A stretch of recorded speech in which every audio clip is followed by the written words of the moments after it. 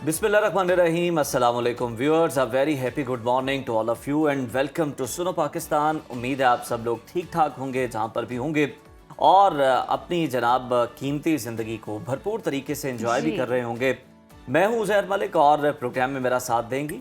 मैं हूँ माहम जाहिद और खुश आमदेद कहते हैं जी आपको प्रोग्राम में, और दुआओं के साथ, उम्मीदों के साथ कि आपका जी पूरा वीक बहुत अच्छा गुजरे, पूरा दिन बहुत अच्छा गुजरे, ज़िंदगी बहुत अच्छी गुजरे और आपके दिन को मज़ीद खुशगवार बनाने के लिए और मज़ीद दिलचस्प बनाने के लिए मालूमात लेकर हम आपकी खिदमत में हाजिर हो चुके हैं। 2 घंटे प्रोग्राम में बहुत कुछ होने वाला है। इंटरनेशनल नेशनल ख़बरों का तड़का भी होगा और इसके साथ साथ जी सोशल इश्यूज़ पर भी बात करेंगे और मौसम को कैसे भूल सकते हैं। ये तो उज़ैर अब कहें कि मैं जाऊं। बिल्कुल जी मैं आपको इजाज़त देता हूं, लेकिन उससे पहले हम ये भी बता दें कि हम सेहत के हवाले से भी बात करना नहीं भूलते रोज़ाना की बुनियाद पर। तो बिला ताखीर माहम, अगर आप चाय मुकम्मल कर चुकी हैं तो हमें मौसम के हवाले से अपडेट छोड़कर मौसम बताऊंगी आपको कि आज का मौसम कैसा रहेगा।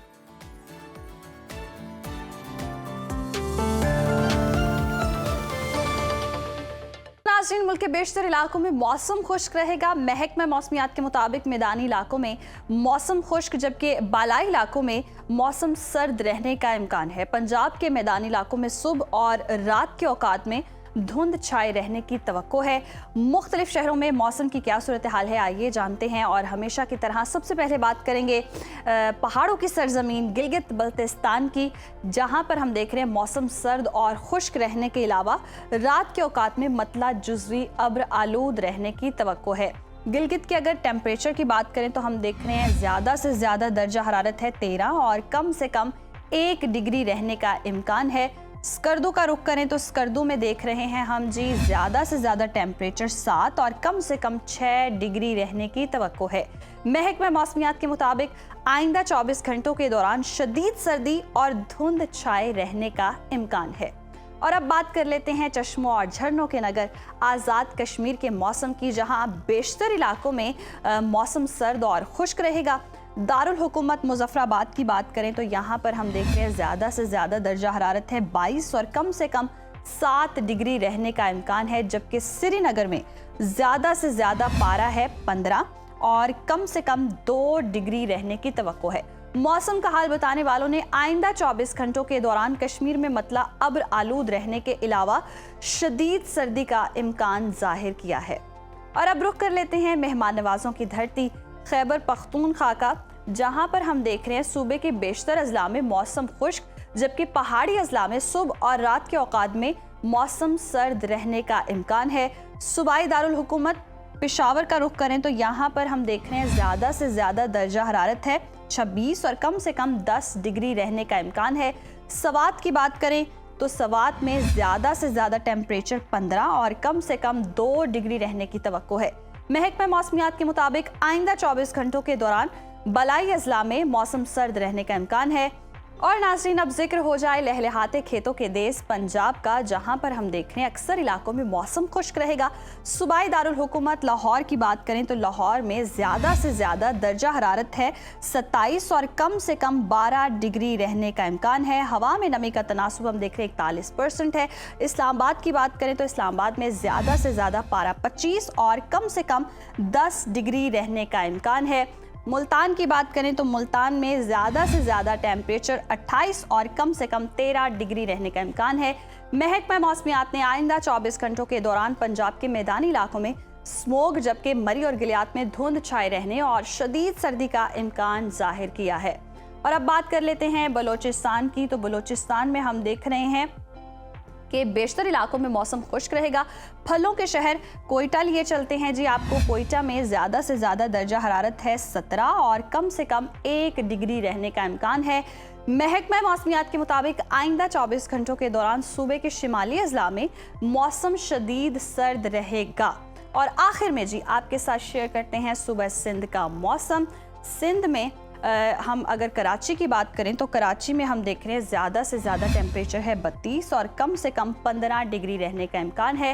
हैदराबाद की बात करें तो हैदराबाद में ज़्यादा से ज़्यादा टेम्परेचर 32 और कम से कम 19 डिग्री रहने की तवक्को है। मौसम का हाल बताने वालों ने आइंदा 24 घंटों के दौरान सूबे के बेशतर अजला में मौसम खुश्क रहने की पेशगोई की है।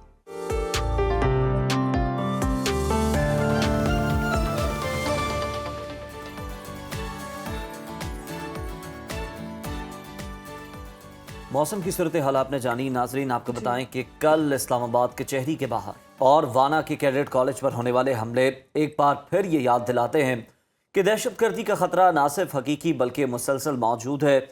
इस्लामाबाद के इस अफसोसनाक हमले में 12 कीमती जानें ज़ाया हुई, 20 से ज़ायद अफराद जख्मी हुए। वज़ीर दाखिला मोहसिन नकवी के मुताबिक हमलावर का मंसूबा कचहरी के अंदर दाखिल होकर ज़्यादा नुकसान पहुंचाने का था, मगर मौका न मिलने पर उसने पुलिस की गाड़ी को निशाना बनाया। और पुलिस ज़राए के मुताबिक कचहरी के बाहर होने वाला ये धमाका हिंदुस्तानी स्पॉन्सर्ड और अफ़गान तालिबान की प्रॉक्सी फितनतुल ख़वारिज का मंसूबा था। बात अगर ये देखी जाए, गौर किया जाए तो ये भारत की जानिब से फॉल्स फ्लैग ऑपरेशन करवाए जा रहे हैं और वही वाक़या जिसका इल्ज़ाम भारतीय मीडिया ने बग़ैर किसी सबूत के पाकिस्तान पर लगा दिया था। आज गौर किया जाए तो दोनों वाक़यात जो हैं वो कहीं ना कहीं कनेक्टेड हैं। जैसे पहले उन्होंने पहलगाम ड्रामा किया और पाकिस्तान पर इल्ज़ामात लगाए और अब पाकिस्तान पर हमले करके ये जो स्पॉन्सर्ड दहशतगर्दी है वो भारत की जानिब से हो रही है और अफ़गान तालिबान रजीम के साथ मिलकर जी ये गठजोड़ जो है दहशतगर्दी को हवा दे रहा है और ख़ित्ते को एक नई जंग की जानिब धकेल भी रहा है। तो इसी तमाम तर सूरत हाल पर बात करने के लिए हमारे साथ मौजूद हैं ब्रिगेडियर अहमद सईद साहब। बहुत शुक्रिया आपके वक्त का। सर कहिएगा, जिस तरह से हम सूरत हाल देख रहे हैं और ये जो वाक़यात रूनुमा हुए हैं दहशतगर्दी के, यकीनन जो सूरत हाल नज़र आ रही है अफ़गान तालिबान रजीम और भारत का गठजोड़ है, इसका बिल आखिर अब हल क्या है? क्योंकि मुज़ाकरात की तो बहुत बातें हो गई।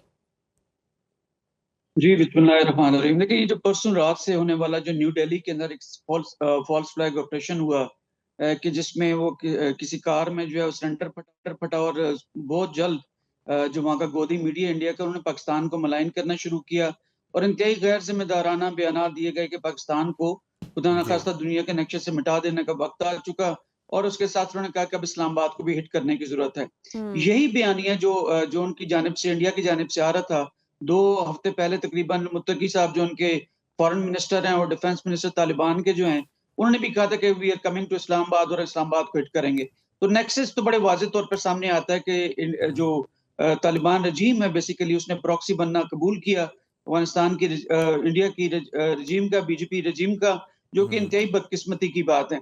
अब हम सब जानते हैं कि बिहार में इलेक्शंस हो रहे हैं और जी। वहाँ जो बीजेपी के कैंडिडेट्स हैं उनको बुरी तरह शिकस्त का सामना करना पड़ रहा है और अब से 1.5 महीने के बाद न्यू दिल्ली के अंदर इलेक्शंस हैं जहां पर अगेन बीजेपी की जो पॉपुलैरिटी है वो बिल्कुल बॉटम के ऊपर आई हुई है। तो इसलिए हमेशा की तरह वो नेतन्याहू की प्लेबुक का इस्तेमाल किया जा रहा है कि जैसे नेतन्याहू के इक़्तिदार इसराइल में खत्म होने लगा तो उसने गजा के खिलाफ जंग शुरू की थी। इसी तरह से बीजेपी की जब भी इलेक्शंस आते हैं तो एंटी पाकिस्तान वो स्लोगन्स लगाता है और पाकिस्तान के खिलाफ कोई ना कोई मिलिट्री एक्शन करने की कोशिश करता है। इसी तरह तालिबान रजीम जो है अफगानिस्तान के अंदर वो एक इम्पोज किस्म की रजीम है कि जिसके वहां पे कोई रिट मौजूद नहीं है और वहां के डिफरेंट वॉरलॉर्ड्स तालिबान रजीम के अगेंस्ट भी हैं और वहां पे पब्लिक भी उनके साथ खड़ी भी नहीं है। तो लिहाजा इस वक्त इस तमाम तनाजुर के अंदर अगर देखा जाए तो इंडिया और अफगानिस्तान की जो तालिबानी रजीम है उसका नेक्सस नजर आता है। अब हमने करना क्या है? तो कल टेक्टिकल लेवल पे तो आपने देखा कि हमने G11 के बाद हमने 12 शहादतें जरूर ली, लेकिन इससे कहीं ज्यादा बड़ा नुकसान हो सकता था। उनको जो है उस दहशतगर्द को बाहर रोका और वहां पर जो है उसने अपने आप को उड़ाया, लेकिन जो बड़ा नुकसान तो उससे हम खातिर का तौर बचे, लेकिन जो है फिर भी 12 जाने गई, कुछ 14-15 लोग जो है वो जख्मी भी हुए। लेकिन जो वाना के अंदर हुआ जिसमें तकरीबन 24 घंटे लगे उसे जी। क्लियर करने के अंदर, तो हमने 650 बच्चे जो अंदर कैडेट्स मौजूद थे उनको तमाम एहतियाती तदाबीर से बाहर निकाला। जब उनको महफूज कर लिया तो then it was merely 15 minutes action by the SSG कि जिसमें जाके हेडशॉट्स लेके उनको डाउन किया गया था। अब इस मौके के ऊपर टेक्निकल लेवल के ऊपर तो एक्शंस हो चुके।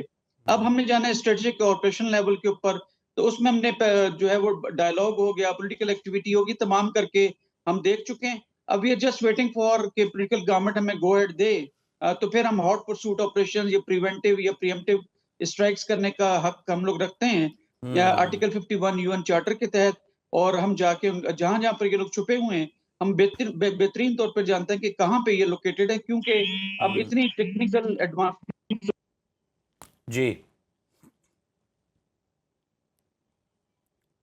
सही। जी।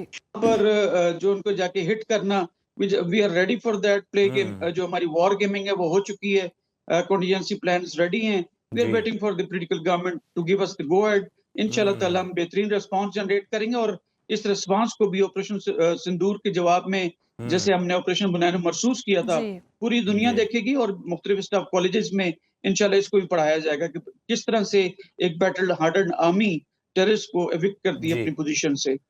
बिल्कुल जी। सही है। अहमद सईद मन्हास साहब, आपने जो फरमाया कि टैक्टिकल वॉर तो हमने जीती है, ये ऑपरेशन भी जो हमने किया है, सारे लोग जो हैं वो बाहिफाजत निकाले गए, कैडेट्स को निकाला गया वाना कैडेट कॉलेज से, और कचहरी में भी बड़े नुकसान से हम बच गए हैं।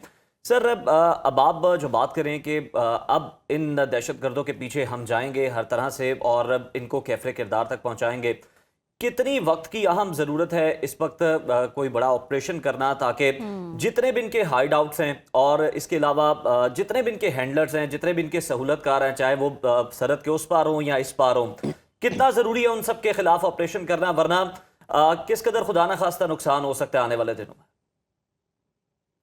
देखिए, फील्ड मार्शल आसिम मुनीर साहब ऑपरेशन अज़्म इस्तेहकाम की बात की थी। ऑपरेशन अज़्म हम्म। इस्तेहकाम नेशनल एक्शन प्लान का हिस्सा था, एक तसलसल था कि जिसमें इस्तेहकाम लाना ज़रूरी था। उस इस्तेहकाम में कोई भी खलल, कोई भी दोबारा कोई एक्टिविटी उसका करेगा, उसके खिलाफ एक्शन होना था। लेकिन हम्म। देन पोलराइज़ेशन को पॉलिटिकल लेवल पे इस तरह की ज़रूरत थी, स्पेशली केपी गवर्नमेंट की जानिब से कि वहाँ पर डायलॉग होने चाहिए और ऑपरेशन नहीं होना चाहिए। ठीक है, एक पॉलिटिकल पार्टी की पोज़ीशन है, गवर्नमेंट की पोज़ीशन है, अकॉर्डिंगली हमने बायलैटरल लेवल के ऊपर भी टॉक्स की अफ़गानिस्तान के साथ, हमने मल्टीलैटरल के ऊपर जो है कतर, तुर्की और सऊदी अरब के जो है वो उन्होंने फैसिलिटेशन टॉक्स की, हमने मल्टीलैटरल के हुँ। ऊपर भी कोशिश की। लेकिन हम्म। तमाम डायलॉग करने के बावजूद हम अगर शहादतें उठा रहे हैं तो फिर डायलॉग का चीज़ बनती नहीं है। जी। तो शायद हमारी वो डायलॉग की जो हमारी ऑफ़र रहती है तालिबान रजीम को, उसको वो शायद हमारी वीकनेस के तौर पर देखते हैं। जी। और वीकनेस के तौर पे देखने की वजह से जब हम डायलॉग की टेबल पे जाके बैठते हैं, तो फिर तालिबान रजीम की तरफ से इंतहाई डिसमिसिव या एरोगेंट किस्म हुँ। का बिहेवियर सामने आता है। हुँ। तो लिहाज़ा किसी भी कोई भी परपेचुअल जंग जो है वो नहीं होती है। कोई हम्म। प्रोट्रैक्टेड वॉर नहीं हो सकती, वो किसी भी इकॉनमी के लिए बेहतर नहीं, किसी मुल्क के लिए बेहतर नहीं। लेकिन हुँ। हैविंग सेड दैट, जब आप नेगोशिएटिंग टेबल पे जाके बैठते हैं, तो आप पोज़ीशन ऑफ स्ट्रेंथ से बैठें। और जी। पोज़ीशन ऑफ स्ट्रेंथ कैसे आती है? वो होती है जब आपके कोई बात ना माने और कोई हुँ। जो है सीधी उँगली से घी ना निकले, तो फिर टेढ़ी उँगली से निकालना पड़ता है, आपको ऑपरेट करना पड़ेगा। जी। और जब जैसे हमने ऑपरेशन बुनियाना मरसूस किया था, उससे पहले आपने देखा 2 हफ्ते इंडिया ने हमारे ऊपर ड्रोन्स स्ट्राइक भी कर रहे थे और वो आ रहे थे और हम रिस्ट्रेंट का मुज़ाहरा कर रहे थे। लेकिन जी। जैसे ही फील्ड मार्शल साहब ने ऑपरेशन बुनियाना मरसूस का हुक्म दिया, आधे घंटे के अंदर बीजेपी की गवर्नमेंट जो है, मोदी भागा है जी। ट्रंप की जानिब कि हमें बचाएँ और उस हुँ। जंगबंदी की तरफ जाएँ। तो लिहाज़ा इन तमाम चीज़ों के तनाज़ुर में अगर देखा जाए, तो इस मौके के ऊपर जो है वहाँ पर हम बिल्कुल उनको हॉट परसूट ऑपरेशन करना चाहिए और हॉट बिल्कुल, परसूट अहमद साहब करेंगे, उनको ऑपरेशन मार करना चाहिए पड़ेगी और जाके। जैसी सूरत-ए-हाल हम देख रहे हैं, भारत और अफ़गान तालिबान रजीम का गठजोड़ जो है वो खुलकर सामने भी आ रहा है और हमले से पहले भी बातें हो रही थी अफ़गानिस्तान में कि जी इस्लामाबाद पर हमला करना है और ये जितनी बुरी तरह एक्सपोज़ हो चुके हैं, ताने-बाने भारत से जुड़ रहे हैं। तो आपको नहीं लगता जिस तरह से बात की भी जा रही है कि ये सारी तहकीकात, शवाहिद जो हैं आलमी मीडिया पे भी रखे जाएँगे, आलमी मंज़रनामे की तरफ अगर हम देखें तो कोई सूरत-ए-हाल बदल सकती है? क्योंकि खित्ते के लिए तो ये ओवरऑल ही अब हम देखें तो अमन के लिए खतरा बन चुके हैं, दोनों ही। देखिए, डिपेंडेंट बड़ी कॉम्प्लेक्स इंटरडिपेंडेंट की दुनिया हो चुकी है। ग्लोबल हुँ। विलेज भी हम इसको कहते हैं। मुख्तलिफ इंटरेस्ट जो हैं वो क्रिस क्रॉस कर रहे होते हैं। इंडिया 1.5 अरब की आबादी है, इसमें कोई शक नहीं, कोई बड़ी मंडी है मसनूआत की। अमेरिका की जो मसनूआत हैं या यूरोप की मसनूआत का तो एक इंटरेस्ट तो होता है। हम्म। पाकिस्तान के लिए कोई जाके अगर साथ खड़े होते तो हमने बहुत बड़े लेवल के ऊपर तमाम कैपिटल्स के अंदर, यूनाइटेड नेशंस के अंदर भरपूर डोजेस विद सॉलिड जो है वो एविडेंसेस दिए हैं, लेकिन उस तरह से जैसे होना चाहिए था, ऐसे नहीं हुँ। है। जब ऐसे नहीं है, तो आर्टिकल 51 यूएन चार्टर तमाम जो है वो ममालिक को अपनी सोवरेनिटी और सिक्योरिटी के लिए हक देता है कि अगर जो है अगर सेल्फ डिफेंस के सिस्टम में आप एक्शन ले सकते हैं। लेकिन हम्म। चूँकि पाकिस्तान भी आइसोलेशन में नहीं एग्ज़िस्ट करता, कम्युनिटी ऑफ नेशंस का एक बड़ा ज़िम्मेदार मुल्क है, तो लिहाज़ा हम दोबारा से ये तमाम जो आर्गुमेंट्स हमारे जो हमारा नैरेटिव है, जो जिसको दुनिया मानती है। आपने हुँ। देखा कि इस वक़्त इंडिया शदीद आइसोलेशन का शिकार है। हम्म। तालिबान रजीम को तो मानता ही कोई नहीं है, लेकिन फिर भी हम फिर एक दफ़ा शेयर करेंगे। लेकिन अब मज़ीद जो डायलॉग या वेट करना, वो रिस्ट्रेंट, रिस्पॉन्सिबिलिटी, जी। रैशनैलिटी, 2 हम उसको एक्सरसाइज़ करेंगे, कोलैटरल डैमेज ना हो। हुँ। लेकिन मेरे हम्म। ख़्याल में अब जहाँ-जहाँ पे इनकी हाइडआउट्स है, वहाँ पे जाके स्ट्राइक करने की ज़रूरत है। लेकिन हम्म। चूँकि पॉलिटिकल गवर्नमेंट बेहतर तौर पे जानती है कि कमिटी ऑफ नेशन में जब आप जाते हैं, यूनाइटेड नेशंस के अंदर जब जाते हैं, तो आपने एक ज़िम्मेदाराना एक रवैया रखना होता है। लेकिन ये जी। ज़िम्मेदाराना रवैया अब मेरे ख़्याल में जो है वो अब रेलीगेट होना चाहिए इन फ़ेवर ऑफ काइनेटिक ऑपरेशंस, ताकि हम जाके इन टेररिस्ट को जहाँ पे ये छुपे हुए हैं, जहाँ इनके ट्रेनिंग सेंटर्स हैं, वहाँ जाके हिट करें इनको। एक दफ़ा इनको मार पड़नी ज़रूरी है, अदरवाइज़ ये हमारे डायलॉग की ऑफर को, या फॉर दैट मैटर एक सेल्फ कंसीव्ड उनका एक आइडिया है कि पाकिस्तान में कोई पॉलिटिकल पोलराइजेशन है और शायद केपी की गवर्नमेंट जो है फेडरल गवर्नमेंट के साथ मिक्स एंड मैच नहीं होती, तो शायद वो एक वैक्यूम है जहाँ पे आके ऑपरेट कर सकते हैं। उन नादानों को ये नहीं पता कि केपी की जो लोग हैं, अवाम है, इवन गवर्नमेंट भी उनकी, वो इतनी गयूर, इतने जफाकश और पाकिस्तान और एक फेडरेशन से मोहब्बत करने वाले हैं। ये जैसे ही अंदर आते हैं तो हमें जो मैक्सिमम इंटेलिजेंस मिलती है कि जिसकी बेस जी। पे इंटेलिजेंस बेस ऑपरेशंस होते हैं, वो लोकल्स खुद बताते हैं। वो इसलिए बताते हैं कि बिकॉज़ उनके स्टेक्स हाई हो चुके, अब वो मज़ीद दहशतगर्दी की जो है वो किसी भी सूरत इनको वापस यहाँ पे लाके बसाना नहीं चाहते। तो एक वैक्यूम का ज़रूर तासुर दिया जाता है या समझा जाता है इंडिया में और इधर जी। अफ़गानिस्तान के अंदर, लेकिन ऐसा ऑन ग्राउंड है नहीं। वो जब आए हैं यहाँ पर तो वो जहन्नम में ही गए हैं, यहाँ से अपने मिशन में कामयाब नहीं हुए। और कल हमने देखा कि वाना के अंदर भी 15 मिनटों के अंदर हमने जी। उनको जो है वो जहन्नम हासिल किया था। वी वर जस्ट वेटिंग कि बच्चे पहले बाहर निकल आएँ जी। और फिर अगर कोई स्ट्रे बुलेट्स वगैरह इस तरह कुछ होता है तो किसी के जानी नुकसान ना हो, वरना 15 मिनट का ये खेल था। जी। हमारे जो जी। एसएसजी के बच्चे हैं, जो सोल्जर्स हैं, वो बहुत तगड़े ब्रिगेडियर हैं। साहब, तो ज़रा इस लिहाज़ा पर इन भी सर तमाम चीज़ों आपका को सामने कमेंट रखते चाहेंगे हुए कि दिल्ली से बहुत आवाज़ें आ रही थी इस्लामाबाद को, हमारे कैपिटल को निशाना बनाने की। दिल्ली के अंदर जो धमाका हुआ उस हवाले से इंडिया के अंदर से आवाज़ें उठ रही हैं कि इलेक्शन चल रहा है, हार नज़र आ रही है, तो फॉल्स फ्लैग ऑपरेशन किया जा रहा है। और फिर अगले ही रोज़ हमने देखा कि हमारा जो पाकिस्तान का कैपिटल है इस्लामाबाद, उसको निशाना बनाया गया। कितना इसमें कनेक्शन है और क्या आप समझते हैं कि ये ऑपरेशन सिंदूर 2 या फिर किसी और जंग की तरफ मामले को ले जाया जा रहा है भारत की जानिब से? देखिए, जहाँ तक कन्वेंशन लेवल का ताल्लुक है, ये नहीं कि हम डिसमिसिव हैं। जी। लेकिन ये ज़रूर है कि ऑपरेशन सिंदूर की जो नोशन ऑफ डिफीट था, उसको बीजेपी की गवर्नमेंट या वहाँ की मिलिट्री लीडरशिप वो कोशिश करेगी कि उसको नोशन ऑफ विक्ट्री में तब्दील करे। जब डीजीएसपीआर आपसे 3 हफ्ते पहले सहाफ़ियों से बात कर रहे थे केपी के अंदर, तो वहाँ पे उन्होंने कहा था कि ईस्टर्न बॉर्डर में डाउन साउथ समंदर की जानिब से सरक्रीक के अंदर कुछ शरारत ज़रूर हो सकती है, बिकॉज़ एयर के अंदर बहुत मार पड़ी, ज़मीन के ऊपर हमने फ़ौज ने कश्मीर में उनको बहुत मारा था, लेकिन अभी उनकी हिम्मत उस तरह से नहीं है। जब कन्वेंशन लेवल पे उनकी हिम्मत नहीं है, तो फिर उन्होंने ये अपने किराए के सोल्जर्स जो हैं, कातिल जो उन्होंने इसको टीटीपी की सूरत में या बीएलए या बीआरए की सूरत में अफ़गानिस्तान के अंदर छुपा के रखे हुए हैं, उनको दोबारा उन्होंने फंड फेंके हैं और फंड फेंक के उनको पाकिस्तान के ऊपर लॉन्च किया। अब यहाँ पे भी स्लीपर सेल्स हैं पाकिस्तान में, क्योंकि जब कोई 18, 19, 20 इन दिनों के अंदर एक वेव चली थी कि इनको टीटीपी के एलिमेंट्स को वापस लाके यहाँ बसाया जाए, मेन धारे में लेकर आया जाए, वो भी उस वक़्त के हिसाब से अच्छी अप्रोच होगी, मैं उसके ऊपर क्रिटिक नहीं करता।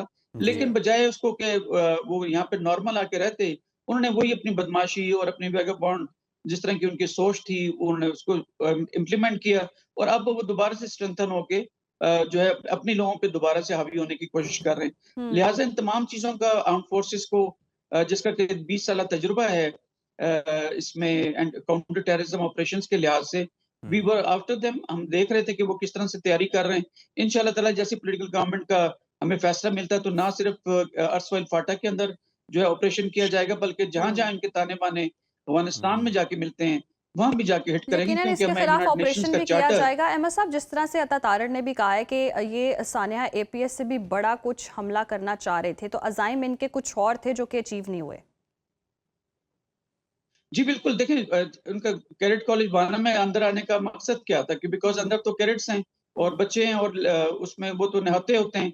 तो लिहाज़ा इनका दोबारा से था कि हम जो यहाँ पे जो इसमें है वज़ीरिस्तान के अंदर, वो हमेशा से बरख़िलाफ़ रहे हैं इसके कि वहाँ पे कोई अपने बच्चों को पढ़ा सके या एजुकेट कर सके। तो एक ये जी। मकसद था कि तालीम वहाँ पे ना आए, और नंबर 2 ये था कि एक बड़ा इंप्रेशन क्रिएट करें, जैसे कि 2014 में एपीएस के अंदर सानिया हुआ था। लेकिन we were ready for that, और जो वहाँ पे गार्ड्स थे, उन्होंने 2 को तो फ़ौरन गेट के ऊपर ही जो जन्म हासिल किया जी। और बाकी 3 को एक कॉर्नर में करके, चूँकि उनके पास वेपन्स थे, उनके पास एम्यूनिशन था, हैंड ग्रेनेड्स थे, तो we were like a bit conscious of it कि वहाँ पे किसी भी किस्म का एक सिंगल जान भी किसी कैडेट की या स्टाफ की या नॉन टीचिंग स्टाफ की वहाँ ज़ाया ना हो। तो इसलिए हमने भरपूर हिकमत अमली रखते हुए उन सबको पहले बाहर निकाला और फिर उसके बाद आर्म्ड फोर्सेस थी और टेररिस्ट थे, और वो 15 मिनट के अंदर हेडशॉट्स दिए हैं एसएसजी ने और उनको डाउन किया है। लेकिन काफ़ी रात गए, इसका ऐलान इसलिए किया गया कि जब भी बिल्ट अप एरिया के अंदर लड़ाई होती है, यानी बिल्डिंग के अंदर, तो उसके वो खासा मुश्किल होता है, बजाय कि हम ओपन मैदान में लड़ जी। रहे हों। तो फिर room by room, corridor by corridor उनको क्लियर किया गया, ताकि कोई बूबी ट्रैप्स, अगर कोई उन्होंने कोई इम्प्रोवाइज्ड एक्सप्लोसिव डिवाइस या कोई माइन लगा रखी है, तो उसको भी क्लियर किया जा सके। तो 15 मिनट का ये ऑपरेशन था जो हमने किया, लेकिन 100% हमने कैजुअलिटीज को अवॉइड किया। लेकिन इंशाल्लाह ताला जहाँ-जहाँ इनकी फैसिलिटेशन हो रही थी, वो हमारी शिकारी डेट्स होती हैं सिग्नल्स वालों की, कि जो देख रही होती हैं कहाँ से ये लोग राब्ते में और क्या बातचीत हो रही है। सही तो है। जहाँ-जहाँ से सिग्नल्स एमिट हो रहे थे, we know complete mosaic of the intelligence is available with the armed forces. इंशाल्लाह ताला हम पॉलिटिकल गवर्नमेंट की गो अहेड के साथ ही will go for the Azm Istehkam operation national action plan के तहत, चाहे फिर वो डोमेस्टिक लेवल के ऊपर इनके फैसिलिटेटर हों, या फिर अक्रॉस द बॉर्डर, अगर किसी भी पहाड़ों में, घाटियों में, गारों में जहाँ छुपे जी। हुए हैं, तो फिर तमाम आर्म्ड फोर्सेस मिलके, स्पेशली एयर फोर्स, ऑपरेशन करेंगे, ताकि वंस फॉर ऑल अपने लोगों की जानें बचाएं। कब तक हम जो है वो शहादतों को सेलिब्रेट करते रहेंगे? Enough is enough now. जी। बिल्कुल जी। आपने सही कहा कि कब तक हम जो है ये बर्दाश्त करते रहेंगे और शहादतों को सेलिब्रेट करते रहेंगे। अब वक्त आ चुका है कि बातचीत बहुत हो चुकी है। हमने बातचीत को मौका दिया कतर के कहने पर, तुर्की के कहने पर, लेकिन अब हमें जवाब देना पड़ेगा बड़े पैमाने पर। और पॉलिटिकल गवर्नमेंट की जानिब से जब इस मामले में ग्रीन सिग्नल मिल जाएगा तो आर्मी हमेशा से हमारी तैयार है। बहुत शुक्रिया ब्रिगेडियर रिटायर्ड अहमद सईद मिनाज साहब आपका। और जो मौजूदा सूरत हाल है, दहशत गर्दी की जो लहर है पाकिस्तान के अंदर, और इंडियन प्रॉक्सीज़ के ज़रिए पाकिस्तान के अंदर जो कार्रवाइयाँ करवाई जा रही हैं, उस हवाले से पाकिस्तान जो है वो बिल्कुल अलर्ट दिखाई दे रहे हैं। और जिस तरह से हमने देखा भी है कि अकाउंट्स रन किए जा रहे हैं बाकायदा तौर पर, और कनेक्शंस भी जुड़ रहे हैं, डॉट से डॉट अगर जोड़ें तो साफ पता चल रहा है कि ये तालिबान रजीम और भारत का जो है वो गठजोड़ है और खुलकर सामने आ चुका है। किसी भी हमले के होते ही आप देखेंगे फौरी तौर पर इंडियन मीडिया में किस तरह की खबरें आना शुरू होती हैं, क्या इन्फॉर्मेशन आती है, किस तरह से प्रोपेगेंडा जो है वो किया जाता है। तो ये साफ पता चलता है कि जब वहां से सिग्नल आया, उसके बाद कार्रवाई हुई है, तो वो मुकम्मल तौर पर तैयार थे कि बयानी की भी जो जंग है वो भी लड़ी जाए। जी।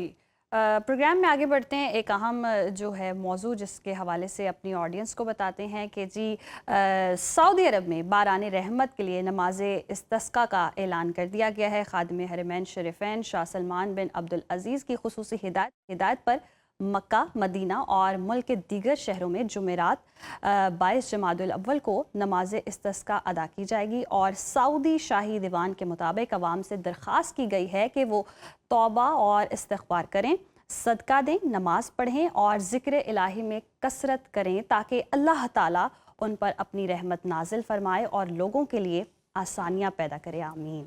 नमाज इस्तिस्का सुन्नत नबी सल्लल्लाहु अलैहि वसल्लम है। इसका मकसद अल्लाह से पानी की तलब करना है।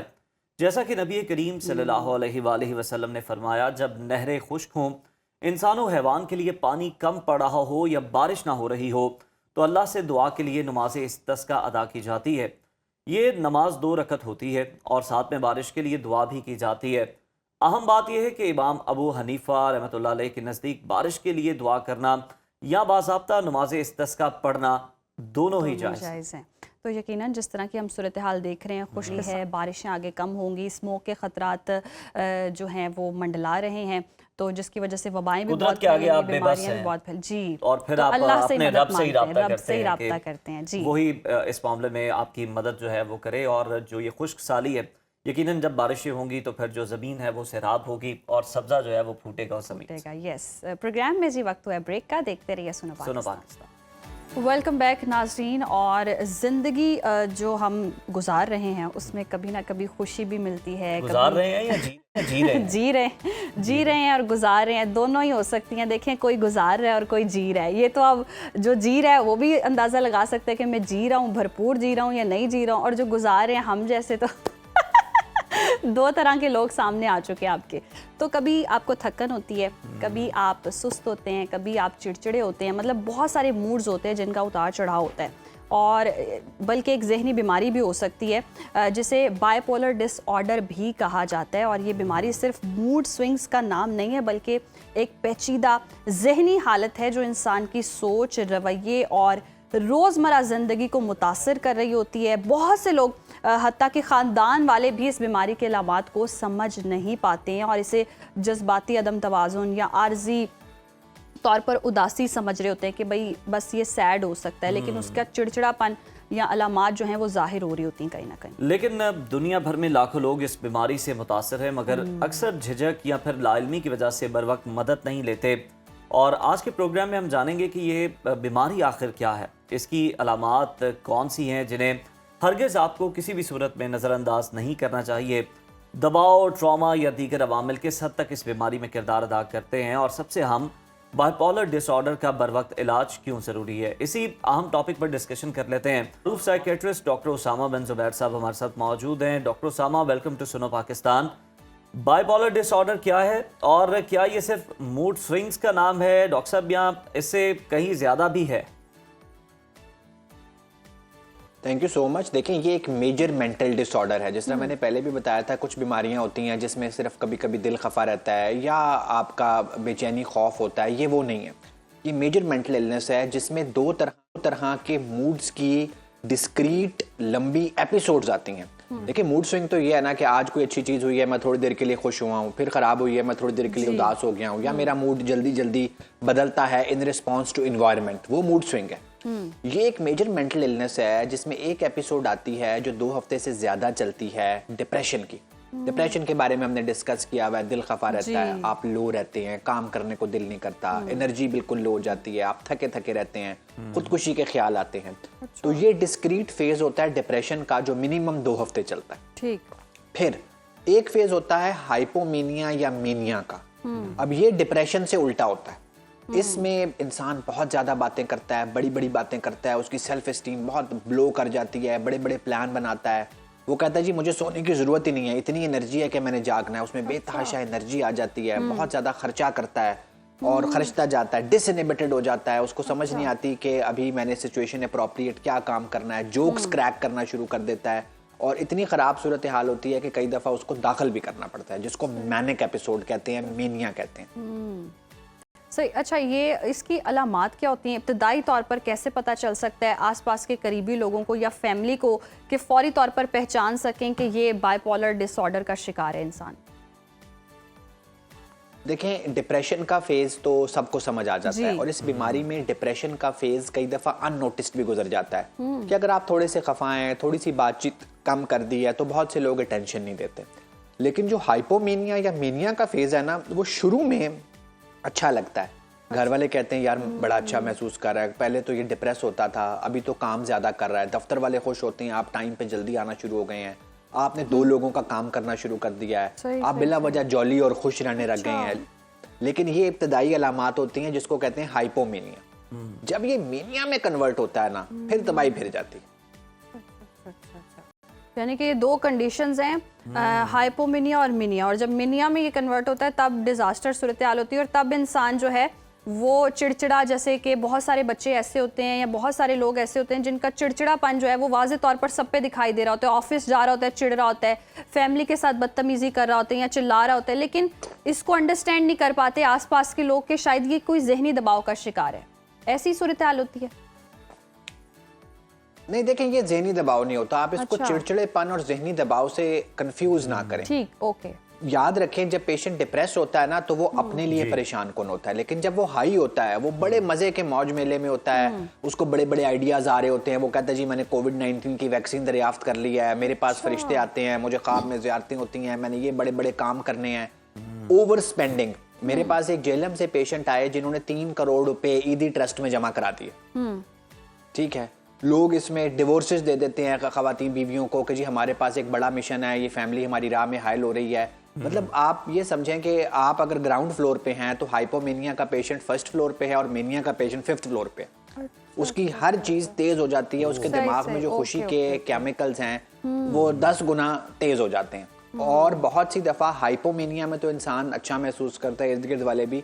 मीनिया में बहुत सी दफा दाखिल करने की जरूरत होती है क्योंकि रिस्क बहुत होता है। ओवर स्पेंडिंग देखे, एक बंदे ने 3 करोड़ खर्च दिया जी, किसी बंदे ने नबूवत का दावा कर दिया, लोग ब्लास्फेमी का वो लेके पहुंच जाते हैं, उसको जलाने के दरपे हो जाते हैं, जबकि नीचे एक बीमारी चल रही होती है। तो बहुत सा रिस्की बिहेवियर आ जाता है। बिल्कुल, में आप गाड़ी बहुत तेज आप आ जाता है। से डॉक्टर उसामा, बाइपोलर डिसऑर्डर के दौरान खुदकुशी, सुसाइड करने के या खतरनाक रवैयों के इम्कानात, चांसेस किस कदर होते हैं, कितने % होते हैं, और खुद को नुकसान पहुंचाने के हवाले से या दूसरों को नुकसान क्या वो शख्स पहुंचा सकता है? जी बिल्कुल, देखिए खुद को नुकसान पहुंचाने का भी तकरीबन 15% इम्कान 15 गुना बढ़ जाता है कि खास तौर पे बाइपोलर डिप्रेशन, जो सादा डिप्रेशन होता है ना, आम डिप्रेशन, वो बहुत मुश्किल टू मैनेज नहीं होता। जो बाइपोलर डिप्रेशन होता है ना, वो बहुत मुश्किल टू मैनेज होता है, उसमें खुदकुशी का इम्कान बहुत ज्यादा होता है। अच्छा। तो इसमें जो खुद को या दूसरों को नुकसान पहुंचाना है, वो डिप्रेशन में डिफरेंट तरीके से होता है कि आप खुदकुशी का इम्कान बढ़ जाता है, और मेनिया में डिफरेंट तरीके से होता है कि आपको लगता है आप बहुत बड़े मिशन पे असाइंड हैं, तो जो भी उसकी राह में आएगा आप उसको मारने की कोशिश करेंगे, नुकसान पहुंचाने की कोशिश करेंगे। तो फिर दोनों तरफ से नुकसान की नौयत बहुत मुख्तलिफ हो जाती है। अगर आप बहुत खर्चा करें, आप अपने बच्चों का नुकसान करें, जाहिर है कि आप अपनी जायदाद चैरिटी में दे रहे हैं, सो फिर बहुत ज्यादा मसले मसाइल आना शुरू हो जाते हैं, पेशेंट बिल्कुल अनमैनेजेबल हो जाता है। अच्छा डॉक्टर उसामा, ये कौन सा फेज होता है कि कुछ लोग ऐसे होते हैं जो 1 मिनट में आपसे बड़े उखड़े हैं, दूसरे मिनट में बहुत ही खुश इखलाक होते हैं, और अगर बहुत खुश इखलाक हैं तो दूसरे मिनट में आप कहेंगे ये इसको क्या हो गया, ये इतना अवॉइड क्यों कर रहा है, वो एकदम से आपसे रूठ भी जाता है। तो ये कौन सा फेज होता है किसी भी इंसान का, ये कौन सा डिसऑर्डर होता है? क्योंकि नॉर्मली कहा जाता है ये बाइपोलर डिसऑर्डर है इसको। नहीं देखें, ये मिस नॉर्मल होता है। ये बाइपोलर डिसऑर्डर मैंने आपको समझा दिया कि वो एक सख्त ज़हनी बीमारी है जो मिनटों में डायग्नोज नहीं होती। प्रॉपर एक सेट ऑफ सिम्टम्स है जो कुछ टाइम तक रहेगा, रिस्क लाएगा, क्वालिटी ऑफ लाइफ इंपेयर करेगा, तो वो बाइपोलर है। ये जो आपने कंडीशन बताई है ना, ये मूड स्विंग्स हैं जो अमूमन जो लोग जज्बाती ज्यादा होते हैं ना, जो हमारे बहुत सारे पॉलिटिशियंस हैं, बहुत सारे एक्टर्स हैं जो इस आर्जे में मुब्तला होते हैं, बाइपोलर में नहीं, जज्बाती पन के आर्जे में ना, जो थोड़े से ज्यादा जज्बाती होते हैं, जो उनकी शख्सियत का खासा होता है। कि आप हमारे बहुत सारे पॉलिटिशियंस को देखते हैं कि जी गरीब बंदा आया, बच्चा उठाया, रोना शुरू कर दिया, ठीक है, थोड़ी ही देर के बाद एक पुल का इफ्तिताह किया, कह के लगा रहे हैं। हमारे बहुत सारे एक्टर्स कहते हैं कि जी हमें ग्लिसरीन नहीं लगानी पड़ती, हमें कोई जज्बाती सीन आता है तो हमारे आंसू खुद ब खुद आ जाते हैं। तो ये वो लोग होते हैं जिनके मूड में लिबैलिटी ज्यादा होती है, जिनके जो दिमाग में अच्छे या बुरे केमिकल हैं वो छोटे से स्टिमुलस पे निकलना शुरू हो जाते हैं। तो ये भी नुकसानदेह होता है, ये भी कोई बहुत हेल्दी चीज नहीं है। हेल्दी चीज नहीं है, यानी कि मूड स्विंग्स एक अलग चीज है और ये वाली थोड़ी ज्यादा रिस्की। अच्छा, मौसमी असरात भी होते हैं, मौसम की तब्दीली की वजह से हम देखें कि इस मरज में इजाफा हो जाए या ज्यादा इफेक्ट हो रहा हो इंसान। देखें, वो ज़हीर काश्मीरी का शायद शेर है कि रोशन कहीं बहार के इम्कान हुए तो हैं, गुलशन में चाक चंद गरीबा हुए तो हैं। सो जब ये बहार का मौसम आता है या सर्दी का मौसम आता है, अभी मेरे हॉस्पिटल में मेरा फीमेल वार्ड फुल हुआ है, वेटिंग लिस्ट पे चल रहे हैं हम, कि जब ये सर्दियाँ आती हैं तो ये मैनिक एपिसोड, बाइपोलर का जो मैनिया का फेज है वो बढ़ता है, और फिर उसमें बहुत सी दफ़ा दाखिल करना पड़ता है। इसी तरह जब मार्च अप्रैल का मौसम आता है तो फिर ये बीमारी, देखें आपको बाहर आती है तो अच्छा क्यों महसूस होता है, दिमाग में अच्छे केमिकल निकलते हैं, जिसमें मेनिया आने का इम्कान होता है उसके वो अच्छे केमिकल फिर कुछ ज्यादा ही अच्छे हो जाते हैं, वो हाई हो जाता है। तो जब भी मौसम तब्दील होता है हमारे पेशेंट्स के लिए और हमारे लिए एज डॉक्टर्स भी, ये अक्टूबर नवंबर का टाइम और मार्च अप्रैल मई का टाइम ये बड़ा डिफिकल्ट होता है। उसामा, ये वो कहा भी जाता है ना कि जो नवंबर और दिसंबर है या तो दिल जुड़ने का टाइम होता है या दिल टूटने का टाइम होता है, इसलिए ज्यादा पेशेंट होते हैं। देखें, ये तो अब एक सोशल पहलू है, मैं तो आज बायोलॉजिकल पहलू पे बात कर रहा था। तो बहरहाल दिल तो जुलाई अगस्त में भी टूट सकते हैं, उसमें तो कोई खास मौसम का लिंक नहीं। डॉक्टर उसामा, इनका तो फिर हल थोड़ा सा मुश्किल है। आप ये बता दें कि बाइपोलर डिसऑर्डर को किस तरह से ट्रीट किया जाता है, मेडिसिन के थ्रू, थेरेपीज के थ्रू, या फिर उनके प्यारों की सपोर्ट के जरिए क्या तरीक़ाकार होता है और कितने % चांसेस होते हैं रिकवरी? देखिए, मैंने ना अब आप लोगों को भी ट्रेन कर दिया हुआ है। आपने सवाल उसी सीक्वेंस में पूछा है जिसमें मेरा जवाब था कि कुछ इलाज दवाई से होता है, कुछ हम इनकी सोच और बिहेवियर पे काम करते हैं, कुछ माहौल पे काम करते हैं। तो जब मैनिक फेज होता है तब मेनली रोल दवाई का होता है। मैनिया वाले पेशेंट से ये बड़ा पब्लिक सर्विस मैसेज है कि अगर मरीज हाई हुआ है, उसका राब्ता हकीकत से कटा हुआ है, वो बड़े बड़े दावे कर रहा है, उससे बहस लड़ाई झगड़े का कोई फायदा नहीं। उसके दिमाग के केमिकल तेज हुए हुए हैं, वो दुनिया उसके लिए बिल्कुल असली है। आप जितनी उससे बहस मुबाहिसा करेंगे, बातचीत करेंगे, वो बीमारी बढ़ेगी। उसमें ज्यादा रोल दवाई का है, और अगर रिस्क आ रहा है तो दाखिल करके दवाई देने का। फिर जब एक दफा मैनिक फेज सेटल हो जाता है, फिर हम पेशेंट को बताते हैं या घर वालों को भी कि अगर ये दवाई लेता रहेगा, फिर सोशल रिदम थेरेपी, इसका खाना पीना सोना जागना सब एक टाइम पे होगा, ये शादियों फौतगियों पे नहीं जाएगा, खास तौर पे रात की शादियों पे, ड्रग्स यूज़ नहीं करेगा, ज़्यादा स्ट्रेस नहीं आएगा, ज़िंदगी एक लाइन में चलेगी, तो बीमारी वापस नहीं आएगी। तो ये बहुत इंपॉर्टेंट है। और फिर जब डिप्रेसिव फेज आता है, इसमें बाइपोलर डिप्रेशन भी बड़ा सख्त होता है। मेरे पास कई पेशेंट आते हैं जिनको मुझे कैटामीन से, टीकों से बेहतर करना पड़ता है, TMS transcranial magnetic stimulation machine लगानी पड़ती है, कि ये आम डिप्रेशन से बहुत सख्त होता है, रूटीन की दवाइयों को कई दफ़ा रिस्पॉन्ड नहीं करता। तो इसके दोनों फेजेस जो है ना, जो डिप्रेसिव फेज होता है वो पेशेंट के लिए बहुत प्रॉब्लमेटिक और चैलेंजिंग होता है, और जो हाई या मैनिक फेज होता है वो घर वालों के लिए बहुत चैलेंजिंग होता है। और ये फिर वही जो आखिरी बात मैं हमेशा करता हूँ ना, कि ये बीमारी जेनेटिक होती है, खानदान में चलती है। मेरे पास कई फैमिलीज ऐसी हैं जो 2 या 3 या 4 पेशेंट्स, मेरे पास अभी 2 भाई दाखिल है, दोनों मैनिक है। आप सोचें घर में क्या हालत हुई होगी कि 2 भाई हाई हुए हैं, बोलते जा रहे हैं, बड़े बड़े दावे कर रहे हैं। तो बड़ी मेहरबानी है, खानदान में शादियां कम से कम करें, खास तौर पे अगर आपके खानदान में मेंटल इलनेस का जीन मौजूद है, तो फिर इसको मत पकाएं, खानदान से बाहर शादी करें। बिल्कुल ठीक है। बहुत शुक्रिया डॉक्टर उसामा बिन जुबैर साहब आपके वक्त का। और आज हमने समझा है कि बाइपोलर डिसऑर्डर होता क्या है, और कोई शख्स जब इसके अंदर मुब्तला हो जाए तो फिर जो उसके करीबी हैं, जो उसके रिश्तेदार हैं, अहले खाना है, उन्हें किस तरह से उसे मेंटल सपोर्ट जो है वो फराहम करनी है, साइकोलॉजिकली उसे सपोर्ट करना है, और उसके साथ ज्यादा बहस मुबाहिसा झगड़ा करने की जरूरत नहीं है। ये वाला कंफ्यूजन भी दूर हुआ है कि मूड स्विंग्स को बिल्कुल भी आप इसके साथ रिलेट ना करें। बाइपोलर डिसऑर्डर जो है वो बहुत डिफरेंट और रिस्की फेज होता है, क्योंकि नॉर्मली हम कह रहे होते हैं अगर किसी के मूड स्विंग भी चल रहे होते हैं तो उसको हम कह देते हैं ये तो बाइपोलर डिसऑर्डर है। तो ऐसा कुछ नहीं है, ये कंफ्यूजन दूर हो चुका है आज मेरा भी, और ये एक पेचीदा बीमारी है और जिसका इलाज भी मुमकिन है। अगर आप अच्छी जिंदगी गुजारना चाहते हैं तो इसका इलाज करवाना भी बहुत ज़्यादा ज़रूरी है। प्रोग्राम में वक्त हुआ है ब्रेक का, देखते रहिए सुनो पाकिस्तान। वेलकम बैक नाज़रीन। प्रोग्राम में अब कुछ बात करेंगे ई कॉमर्स के हवाले से, और डिजिटल इनकलाब के इस दौर में बिजनेस की दुनिया में सबसे नुमायां तब्दीली जो है वो ई कॉमर्स के ज़रिए आ रही है। जहां कभी कारोबार के लिए दुकान, दफ्तर और बड़ी सरमायाकारी की ज़रूरत होती थी, अब सिर्फ एक लैपटॉप और इंटरनेट कनेक्शन काफ़ी है।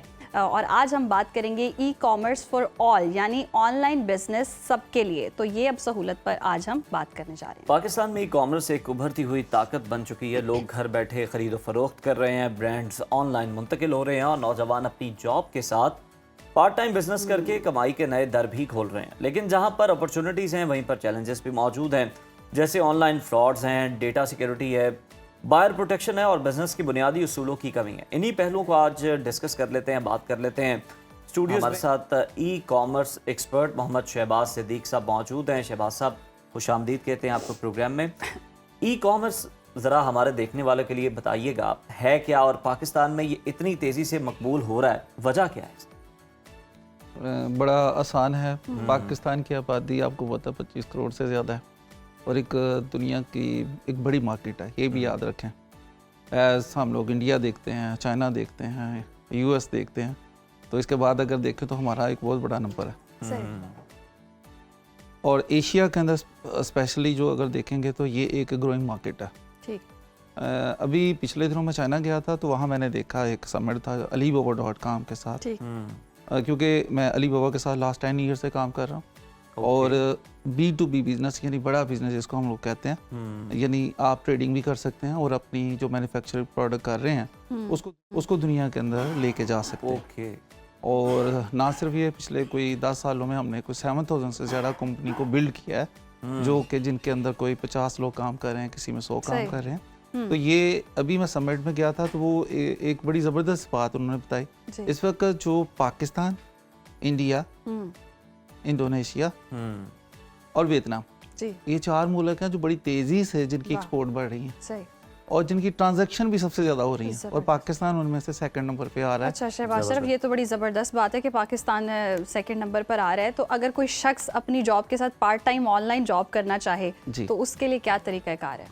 बहुत आसान है। आज के दौर में भी अगर बंदा अपना बिजनेस स्टार्ट नहीं करता, कोविड के अंदर आप लोगों ने देखा क्या हुआ था कि सब लोगों की जॉब चली गई, जी पैसा कोई नहीं था मिल रहा, तो सब लोगों ने उस वक्त स्टार्टअप किया। उस वक्त बहुत ज्यादा लोग आए ई कॉमर्स पे। लेकिन आज के दौर में तो और आसान हो गया। इन 4-5 ईयर्स के अंदर उस प्रैक्टिस को ना बहुत ज्यादा किया गया। कैसे? अब देखें, आपको आज के दौर में फिजिकल शॉप की जरूरत नहीं रही, कोई बड़ी इन्वेस्टमेंट की जरूरत ही नहीं रही।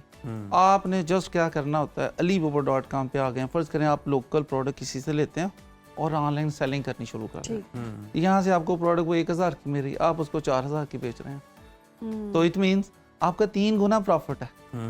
तो अगर एक प्रोडक्ट के अंदर मैं लोकल, और यही वजह बन रही है आजकल कि जो छोटे छोटे ब्रांड्स बहुत ज़्यादा आते जा रहे हैं जी। आप देखेंगे पहले हमें नजर आता था बहुत थोड़े लोग थे, थोड़े ब्रांड थे, अब क्या बहुत ज्यादा है, अब हर कोई शुरू कर रहा है। उसकी वजह ये है, और पाकिस्तान के अंदर जो है ये तो बड़ी तेजी से बढ़ा है।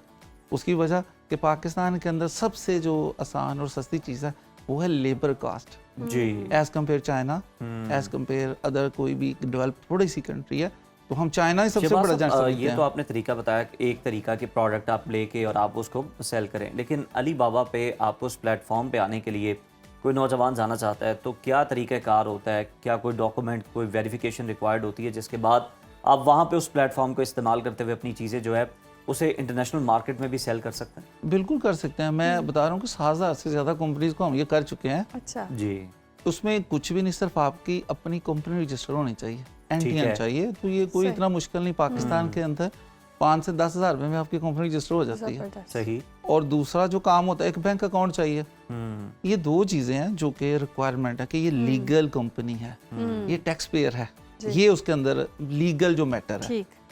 और कोई भी बाहर इंटरनेशनली है तो जब अली बाबा पे जब कुछ जाता है तो ये डॉक्यूमेंट वो पहले रिक्वायर करते हैं सही। सही। कि ये पाकिस्तानी है, आपका आईडी कार्ड होगा, आपका बैंक अकाउंट होगा, आपका एनटीएन है, तो इसका मतलब वो टैक्स भी पेयर करते हैं। तो ये 3 चीज़ें बेसिक नीड है। सही। आपका बिजनेस स्टार्ट आप किसी भी यहाँ पे लोकल आप दराज से सही। बाय कर सकते हैं, आप किसी भी कंपनी से बाय कर सकते हैं जो मैन्युफैक्चरिंग करती है। जबरदस्त। शहबाज साहब, ये तो आपने बता दिया ना कि डॉक्यूमेंटेशन हो, वेरिफिकेशन हो, कुछ ये भी नहीं है बेसिक ये। सारी आपने बहुत नीड्स बता आसान दी है हैं जो ये तो। बहुत आसान है। लेकिन इसी में हम देखते हैं कि बहुत सारे केसेस ऐसे भी सुनने में आए हैं, फ्रॉड भी बहुत ज़्यादा होता है, बायर हो, सेलर हो, तो वो क्या एहतियात करनी चाहिए कि कोई फ्रॉड ना हो सके ऑनलाइन? अच्छा देखिए, फ्रॉड का बड़ा कॉन्सेप्ट जो है ना बिल्कुल ऐसा ही है ये वक्त, क्योंकि ग्रोथ बहुत तेज़ी से हो रही है तो उसके साथ, और हमारे अभी कोई रूल रेगुलेशंस भी उस तरह से डेवलप नहीं है। दूसरी बात, हम लोग जो सेलर हैं जो इस पे बेच रहे हैं उनकी भी ट्रेनिंग नहीं हुई, वो भी कस्टमर की साइकी को नहीं समझ रहे ठीक। कि एक दफ़ा अगर सेल करेंगे, अगर हमने गलत चीज़ बेची है या प्रोडक्ट ठीक नहीं है, टाइमली डिलीवरी नहीं दी है, तो कस्टमर दोबारा नहीं खरीदेगा, नहीं खरीदेगा। तो रिव्यू भी डाल देगा। और रिव्यू भी डाल देगा। तो ये बेसिक चीज़ है। ये तो जो अच्छे बिजनेसमैन है वो इससे लाखों नहीं करोड़ों कमा रहे हैं, ये भी याद रखें।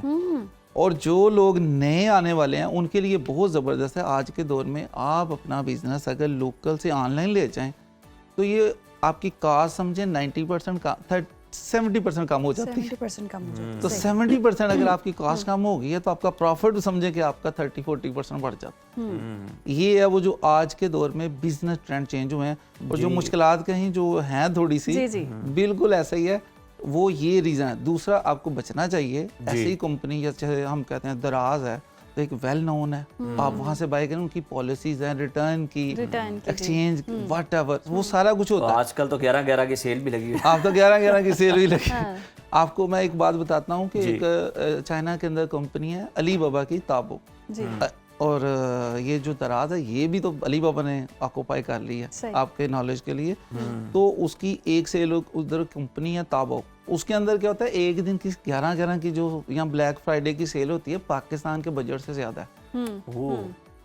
पूरे साल के बजट से ज्यादा सेल होती है, ज्यादा सेल होती है। तो ये जो B2B मॉडल है ये क्या होता है और ये बिजनेस की दुनिया में कैसे जाना जाता है? बहुत आसान मॉडल है, इसमें आपको इन्वेस्टमेंट नहीं आप सारी चीजें आसान कह रहे हैं क्योंकि आप एक्सपर्ट हैं, जो नया आने वाला है उसको तो मुश्किल ही लग रही और होगी अच्छा, ना। मैं सोच रही हूँ कि मैं अगर ऐसा आपको कुछ शुरू पहाड़ करूं तो राई का दाना लग रहा है, उन्हें जो राई का दाना है वो पहाड़ लग रहा है। नहीं, आपकी बात ठीक है। आपको जिसने नहीं किया उसको तो मुश्किल ही लगेगा। आप इसके लिए हम लोग कहते हैं आप 2 आवर्स के हमारे साथ एक सेशन कर लें, जी। हम लोग ट्रेनिंग फ्री देते हैं, जबरदस्त। आपको कोई पे नहीं करने की जरूरत। आप हमारे पास आएं, 2 आवर्स की एक ना हमारे से सेशन करें, और 2 आवर्स के बाद अगर आपका दिल करे तो फिर आगे 3 दिन का 3 डेज पे ले जाएं, जबरदस्त। 3 दिन के ऊपर। अच्छा, ये तो ये आपने 3 बता दिन दिया के कि अंदर आप नए हमारे आने साथ वाले क्या कर सकते हैं, आपके पास भी आ सकते हैं और किस तरह से रजिस्टर भी हो सकते हैं, ये बता दीजिएगा लास्ट में कि जो ऑलरेडी काम कर रहे हैं उनके लिए बेहतरीन टिप्स क्या हैं ताकि वो अपने बिजनेस को, ई कॉमर्स के बिजनेस को मजीद बूस्ट कर सकें, सेल बढ़ा सकें। बहुत आसान है आज के दौर में। अच्छा, हम लोगों की एक और बड़ी प्रॉब्लम है, हम आसान को भी मुश्किल समझ लेते हैं, क्योंकि एक्सपीरियंस नहीं होता।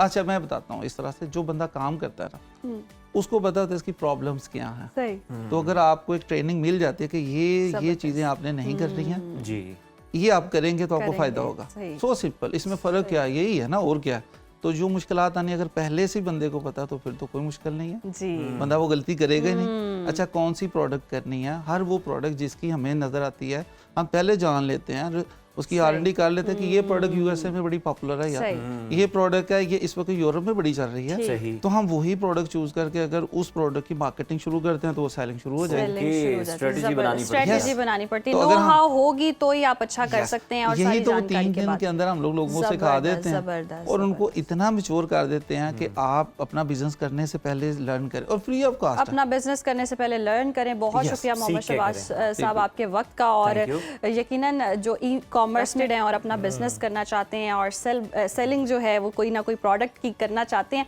चाइना में क्या कुछ हो रहा है शहबाज साहब ने तो बताया, आपके पास भी कोई खबर तो है? चाइना से आप वैसे बात याद आ गई, चाइना में बहुत कुछ हो रहा है। एक अजीबो गरीब मगर सबक आमोज खबर है, वो ये है कि एक मुलाजिम चेन होता है जिसकी बीमारी की छुट्टी जो है वो उसके लिए मसला बन जाती है। चहलकदमी करने के इल्ज़ाम में नौकरी से निकाल दिया गया उसको। अदालत ने आखिरकार चेन के हक में फैसला देकर कंपनी को तकरीबन 1,18,000 यौन हर्जाना अदा करने का हुक्म दिया। चेन ने जी 2019 में कमर और पाँव के दर्द की वजह से 2 बार बीमारी की छुट्टी ली थी और उसके लिए अस्पताल की मुकम्मल रिपोर्ट्स भी फराहम की थी। बाद में कंपनी ने इल्ज़ाम लगाया कि चेन ने छुट्टी वाले दिन ना 16,000 से ज़्यादा कदम चले हैं और उसे गैर जिम्मेदार करार देके ना कंपनी से निकाल दिया गया। अब देखें वो निकाल तो दिया गया है लेकिन उसने तो बाकायदा छुट्टी अप्लाई की हुई थी, डॉक्यूमेंट्स उसके पास थे, तो मेरा ख्याल है कि उसको भी थोड़ा सा एहतियात करना चाहिए। लेकिन ये वही वाली बात होगी, उसके कदम जो है वो गिन रही है। आप छुट्टी लेते हैं बीमारी का कह के और फिर आप टूर चले जाते हैं और फिर पोस्ट लगाते हैं तो पकड़े हमारे पास जाते जब स्पेशल लीव्स पड़ी हो पोर्टल में तो फिर हमें बीमारी की छुट्टी लेने की क्या जरूरत है? छुट्टी ये तो गला साफ करते करते आप कह सकते हैं कि मेरा गला खराब। हम ब्रेक ले लेते हैं, यहाँ वक्त है ब्रेक का। नाज़रीन वेलकम बैक नाज़रीन, और एक बार फिर से जिक्र कर लेते हैं कल इस्लामाबाद कचहरी के बाहर और वाना के कैडेट कॉलेज पर होने वाले हमले की अगर हम बात करें तो ये याद दिलाता है कि दहशत गर्दी का ख़तरा वाकई सर पे मंडला रहा है और जो अफ़गान तालिबान रजीम है और भारत का जो गठजोड़ है वो अपने नापाक अज़ाइम लेकर पाकिस्तान की जानिब मैली आंख से देख रहा है और दहशत गर्दी जो स्पॉन्सर्ड दहशत गर्दी हो रही है, ताने बाने भी जुड़ रहे हैं, शवाहिद भी मौजूद हैं और तहकीकात भी की जाएँ तो यही तो वाज़े तौर पर सामने आ रहा है कि भारत जो है ये इसके पीछे है और बाकायदा तौर पर मंसूबा बंदी करके ये हमले करवाए गए हैं और नुकसान पहुंचाने की कोशिश की गई है पाकिस्तान को। और जिस तरह से हमला किया गया और बर वक्त कार्रवाई की गई पाकिस्तान अफवाज की अगर हम बात करें तो इन्होंने बर वक्त कार्रवाई की और कामयाबी समेटी और जितने भी वहाँ पर दहशतगर्द थे उनको जहन्नुम वासिल किया। इसी पर डिस्कशन कर लेते हैं, इन दोनों अहम वाक़यात के हवाले से हमारे साथ शेयर करेंगे हमारे नुमाइंदगान इस्लामाबाद से नईम जंजुआ हैं, जबकि ब्यूरो चीफ पेशावर यासिर हुसैन भी हमारे साथ मौजूद हैं। तो सबसे पहले इस्लामाबाद का रुख कर लेते हैं, नईम जंजुआ से जान लेते हैं कल के कचहरी के बाहर होने वाले धमाके के हवाले से जिसमें 12 अफराद जो हैं वो शहीद हुए हैं जबकि मुतअद्दिद जो हैं वो ज़ख्मी हुए हैं। नईम बताइएगा ताज़ा तरीन सूरत हाल क्या है और आज क्या अदालतें चल रही हैं, कचहरियों में काम हो रहा है या फिर ये सिलसिला रुका हुआ है, और दूसरी तरफ जो ज़ख्मी हैं उनकी हालत कैसी है, उनके हवाले से भी हमें आगाह कीजिए। बिल्कुल, पहले तो मैं आपको बता दूं कि इस वाक़े में जो है वो कल 12 अफराद शहीद हुए थे और 36 के करीब जो है वो ज़ख्मियों को पिम्स अस्पताल लाया गया था, जिसमें से 18 जो हैं उनको डिस्चार्ज कर दिया गया, जबकि 14 जो ज़ख्मी हैं उनको मुख्तलिफ वार्ड्स में शिफ्ट किया गया। इसमें 4 ज़ख्मी ऐसे हैं जिनकी हालत तशवीशनाक है और वो चारों के चारों जो हैं वो बताया जा रहा है कि चारों पुलिस एहलकार हैं, जिसमें एक ASI अरशद हैं, एक इमरान अहमद हैं और एक इमरान अली हैं।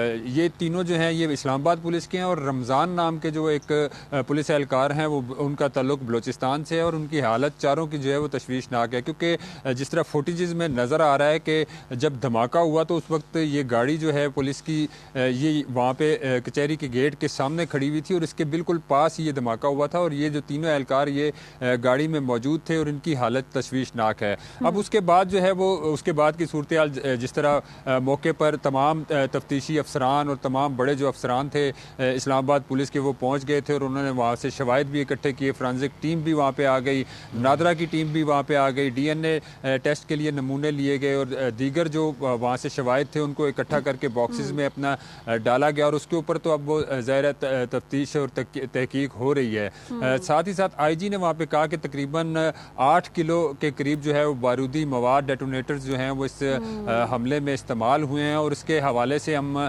जो इसमें लड़का जो था जिसने ये हमला किया उसके हवाले से अब तहकीकात की जा रही हैं और वो काफ़ी देर यहाँ पे घूमता भी रहा। उन्होंने बताया कि ये रावलपिंडी के इलाके में भी देखा गया और उसके बाद यहाँ पे आया और तकरीबन 10 मिनट तक वो कोशिश करता रहा कचहरी के अंदर दाखिल होने की, लेकिन उसको मौका नहीं मिला। उसके बाद जो है वो उसने कचहरी का जो गेट था उससे तकरीबन 10 से 12 कदम दूर जो है रोड के ऊपर अपने आप को उसने धमाके से उड़ा लिया और उसका सारा जो नुकसान, जिस तरह आपको बताया कि कितने लोग इसमें शहीद हुए और कितने जख्मी हुए। अब उसके बाद जो है वज़ीर दाखिला वो कल भी बड़े गुस्से में नज़र आए और उन्होंने कहा कि हम किसी सूरत जो है वो इसमें जो लोग मुलव्वस हैं, जो अगर कोई मुल्क से अंदर से है और कोई मुल्क के बाहर से है तो उसके साथ सख्ती से निपटा जाएगा। और रात को ये अब की हमारी इंफॉर्मेशन है कि रात को वज़ीर दाखिला ख़ुद जो है वो चले गए, हमारे ज़राए का कहना है कि वो सेफ सिटी चले गए और वो बैक ट्रैक जो वीडियोस थी उसको ख़ास तौर पर उन्होंने देखा और शहर की जितनी भी वीडियोस थी उनको वो देखते रहे। साथ उनके IG इस्लामाबाद और दीगर अफसरान भी मौजूद थे और सुबह 4 बजे तक उन्होंने तमाम जो CCTV कैमराज थे उनकी वीडियोस देखी हैं और सुबह 4 बजे तक ये देखते रहे हैं किस तरीके से वो आया, कहाँ से वो गुजरा, ये सारी चीज़ें ज़ाहिर उन्होंने देखी होगी। उसके बाद जो है वो की जा रही है। नहीं, साथ ही मौजूद रहेगा यासिर, आपकी जानिब आऊंगी। जिस तरह से अभी हम देख भी रहे हैं कि तहकीकात और शवाहिद इकट्ठे करने का अमल भी जारी है, आपके पास क्या डिटेल्स हैं और अब इलाका सारा क्लियर करवा लिया गया है और क्या अभी भी कोई एरिया जैसे हसास करार दिया जा रहा है, कोई अलर्ट बताया जा रहा है, कोई खतरात मंडला रहे हैं अभी भी? जी, वाना में जो कैडेट कॉलेज था उसको तो मुकम्मल तौर पर जो है रेस्क्यू जो स्टूडेंट्स थे, कैडेट्स थे, उसमें ओवरऑल 625 जो कैडेट्स थे, इसमें अमला भी मौजूद था। उनको जो है रेस्क्यू कर लिया गया है।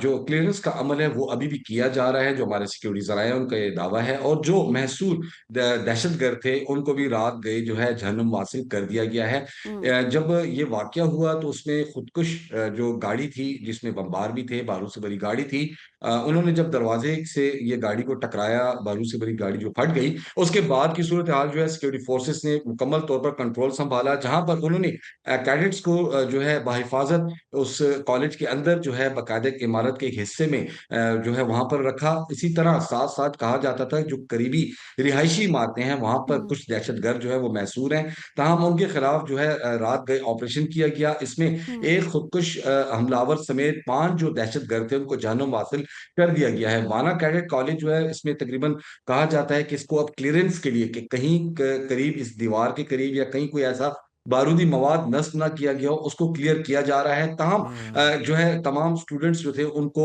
रेस्क्यू कर लिया गया है। ये एक बहुत सख्त मरला था क्योंकि यहाँ के स्टूडेंट्स जो थे उनको रेस्क्यू करने का एक मरला इंतहाई सिक्योरिटी फोर्सेस के लिए सख्त था, लेकिन उन्होंने बाहिफाजत और इंतहाई महारत के जरिए इन स्टूडेंट्स को जो है रेस्क्यू किया। कल दोपहर तक तकरीबन 140 स्टूडेंट्स जो थे उनको रेस्क्यू किया गया था, लेकिन जब शाम ढली, रात का अंधेरा हुआ तो उसमें सिक्योरिटी फोर्सेस ने अपने वसाइल मजीद बरकार लाते हुए तमाम स्टूडेंट्स और अमला को रेस्क्यू किया।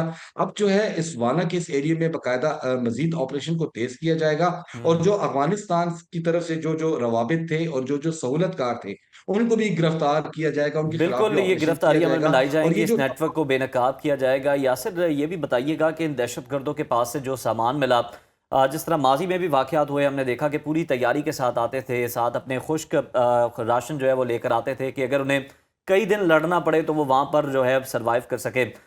यहाँ पर क्या सूरत हाल थी? क्या वही पैटर्न था जो इससे पहले देखने को मिला, या ये फिर कोई इस इरादे से आए थे कि कार्रवाई करके यहाँ से निकल जाएंगे?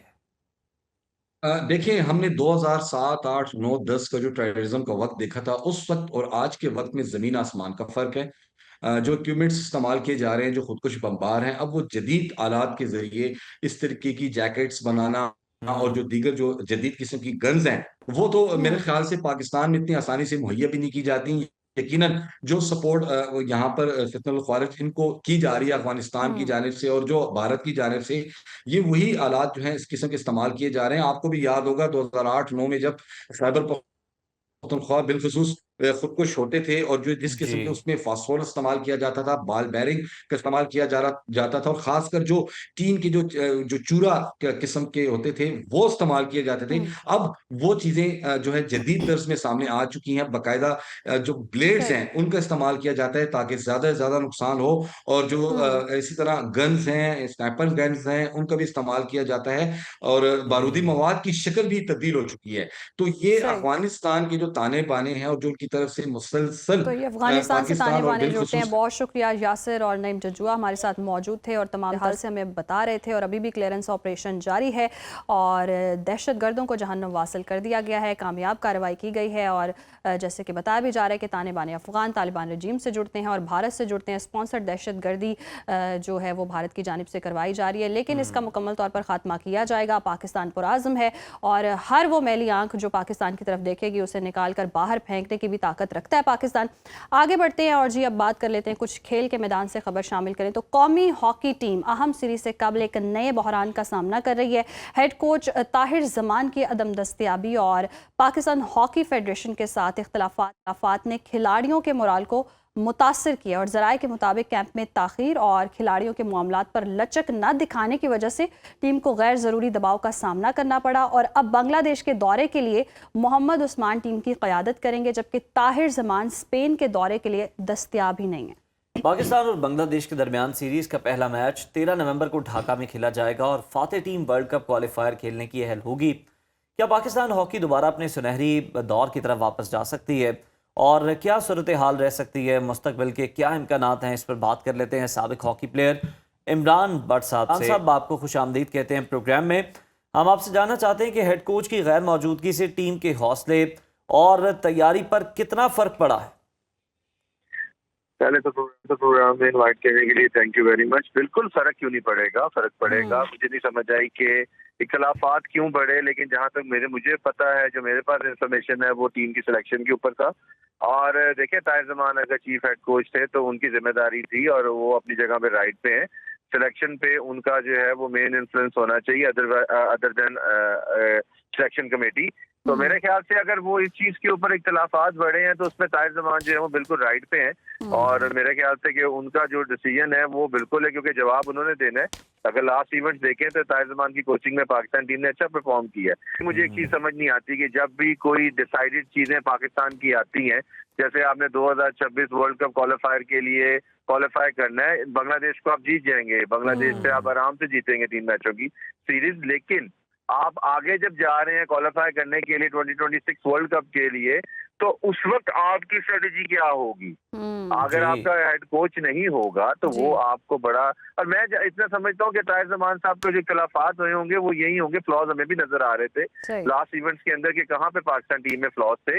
वो अगर उन्होंने उनको हाईलाइट किया और फेडरेशन कुछ वोटिंग के इश्यूज, प्रेजेंट सेक्रेटरीशिप के इश्यूज, उसकी वजह से उन्होंने अगर अप्लाइज किया तो वो एक अलग सिनेरियो है, लेकिन ऐसा होना नहीं चाहिए। सही। इमरान साहब, अब जबकि पहला मैच 13 नवंबर को ढाका में खेला जा रहा है, आपके ख्याल में टीम को किन पहलुओं पर ज़्यादा फोकस करना चाहिए, दिफा या अटैक या फिटनेस?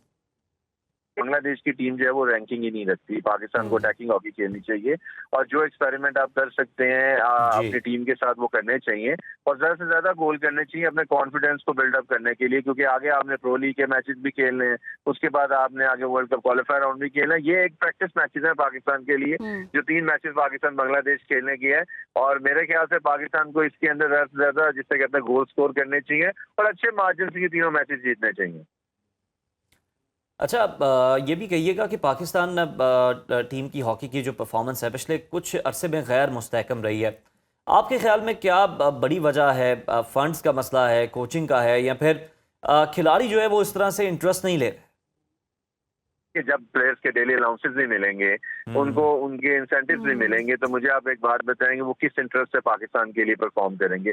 फिर भी ये हैट्स ऑफ प्लेयर्स के वो जिस तरह परफॉर्म करते आए हैं पीछे अपने नेशन के लिए करते आए हैं, जिस तरह डेली अलाउंसेस नहीं मिले, डिले हुए, लेकिन जब तक प्लेयर क्लियर माइंड के साथ ग्राउंड में नहीं जाएगा, उसके अलाउंसेस क्लियर नहीं होंगे, उसकी चीजें क्लियर नहीं होंगी तो मुझे बताएंगे वो कैसे परफॉर्म करेगा। सही। आई डोंट थिंक सो कि अभी पिछले अनाउंसेस अभी क्लियर किए हैं इन्होंने या नहीं किए हैं, लेकिन मुझे नहीं लगता, क्योंकि एक मोराल बनाना एक टीम का जिसे कहते हैं कि इंटरेस्ट पैदा करना और इंसेंटिव का एक जिसे कहते हैं कि एक मिलना, इंटरेस्ट मिलना प्लेयर्स को, वो एक डिफरेंट चीज है। जब आपको पता ही नहीं है कि आपके अलाउंसेस कब क्लियर होंगे, आपके इंसेंटिव्स कब आपको मिलेंगे, तो प्लेयर्स ग्राउंड में जाके कैसे परफॉर्म करेंगे। प्लेयर्स का ब्रेड एंड बटर जो है वो इस वक्त ये हॉकी है, और जब तक आप उनके फ्यूचर को सिक्योर नहीं करेंगे तब तक वो क्या परफॉर्म करेंगे आप। यकीनन फ्यूचर को भी सिक्योर करना चाहिए ताकि परफॉर्मेंस जो है वो बेहतर हो सके। अगर हम दूसरी टीमें देखें जैसे भारत और मलेशिया जदीद ट्रेनिंग और प्लानिंग पर काम कर रही है, तो आपके ख्याल में क्या प्लानिंग होनी चाहिए? पाकिस्तान आलमी सतह पर वापस आने के लिए क्या करे?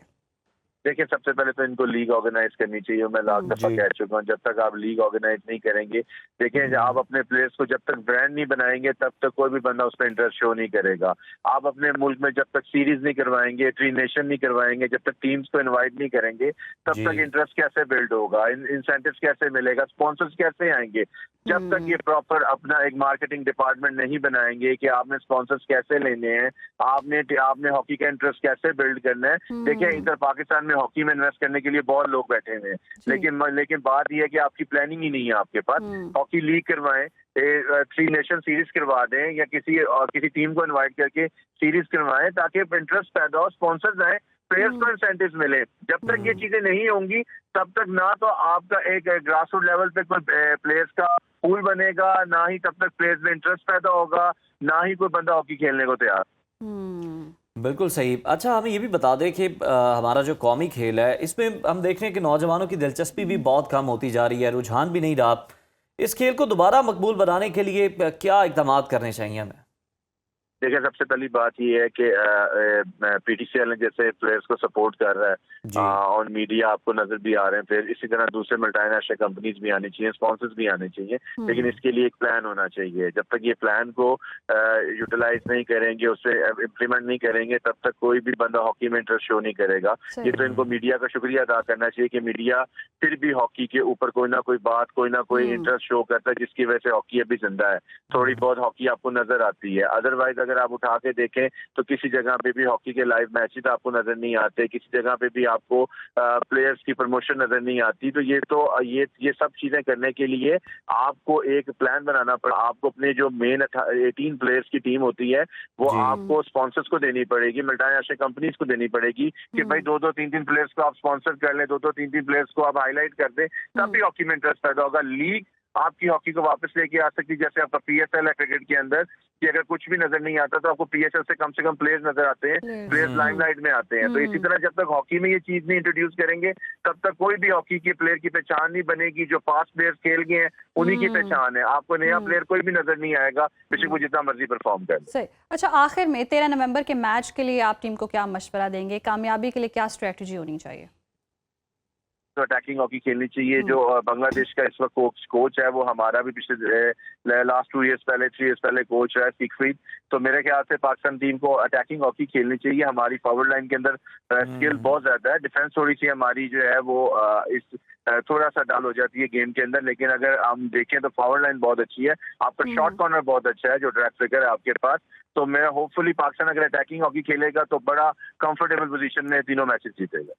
बिल्कुल ठीक है, पाकिस्तान को अटैकिंग जो है वो हॉकी खेलनी चाहिए, और बांग्लादेश की टीम को उसकी अगर देखें तो कोई बहुत अच्छी नहीं है। तो यहाँ पर आप जो प्लेयर्स हैं वो एक्सपेरिमेंट करके सीख सकते हैं आने वाले मैचेस के लिए। बहुत शुक्रिया। इमरान भट्ट साबिक हॉकी प्लेयर हमारे साथ मौजूद थे और बता रहे थे कि जो कौमी खेल पर जवाल है इसको हम किस तरह से अरूज पर पहुंचा सकते हैं, किस तरह से खिलाड़ियों को हीरो के तौर पर प्रेजेंट कर सकते हैं और उन्हें आप प्रमोट कर सकते हैं, और इसमें स्पॉन्सर जो है वो आगे आ सकते हैं। सिर्फ गवर्नमेंट की तरफ ही नहीं देखना चाहिए हमें। तो फिर हमारी जो ये हॉकी है वो बेहतर हो सकती है और लाइमलाइट में आ सकते हैं खिलाड़ी, जिस तरह से हम पीएसएल के देखते हैं, जिस तरह के इमरान भट्ट ने भी कहा। तो यकीनन इस पर गौर किया जाएगा, और हमारा प्रोग्राम में ये मौजू शामिल करने का मकसद भी यही था कि लाइमलाइट हम तो दे रहे हैं हॉकी को, इसी तरह कोई पॉलिसी भी बनाई जाए। प्रोग्राम में जी फिलहाल वक्त है ब्रेक का, देखते रहिए सुनो पाकिस्तान। वेलकम बैक नाज़रीन। नमूनिया एक ऐसा मरज़ है जो हर साल दुनिया भर में लाखों बच्चों और बुजुर्गों की जान ले लेता है, और आज पाकिस्तान समेत दुनिया भर में वर्ल्ड नमूनिया डे मनाया जा रहा है। एक ऐसा दिन जो हमें याद दिलाता है कि हर सांस कीमती है और हर जिंदगी महफूज होनी चाहिए।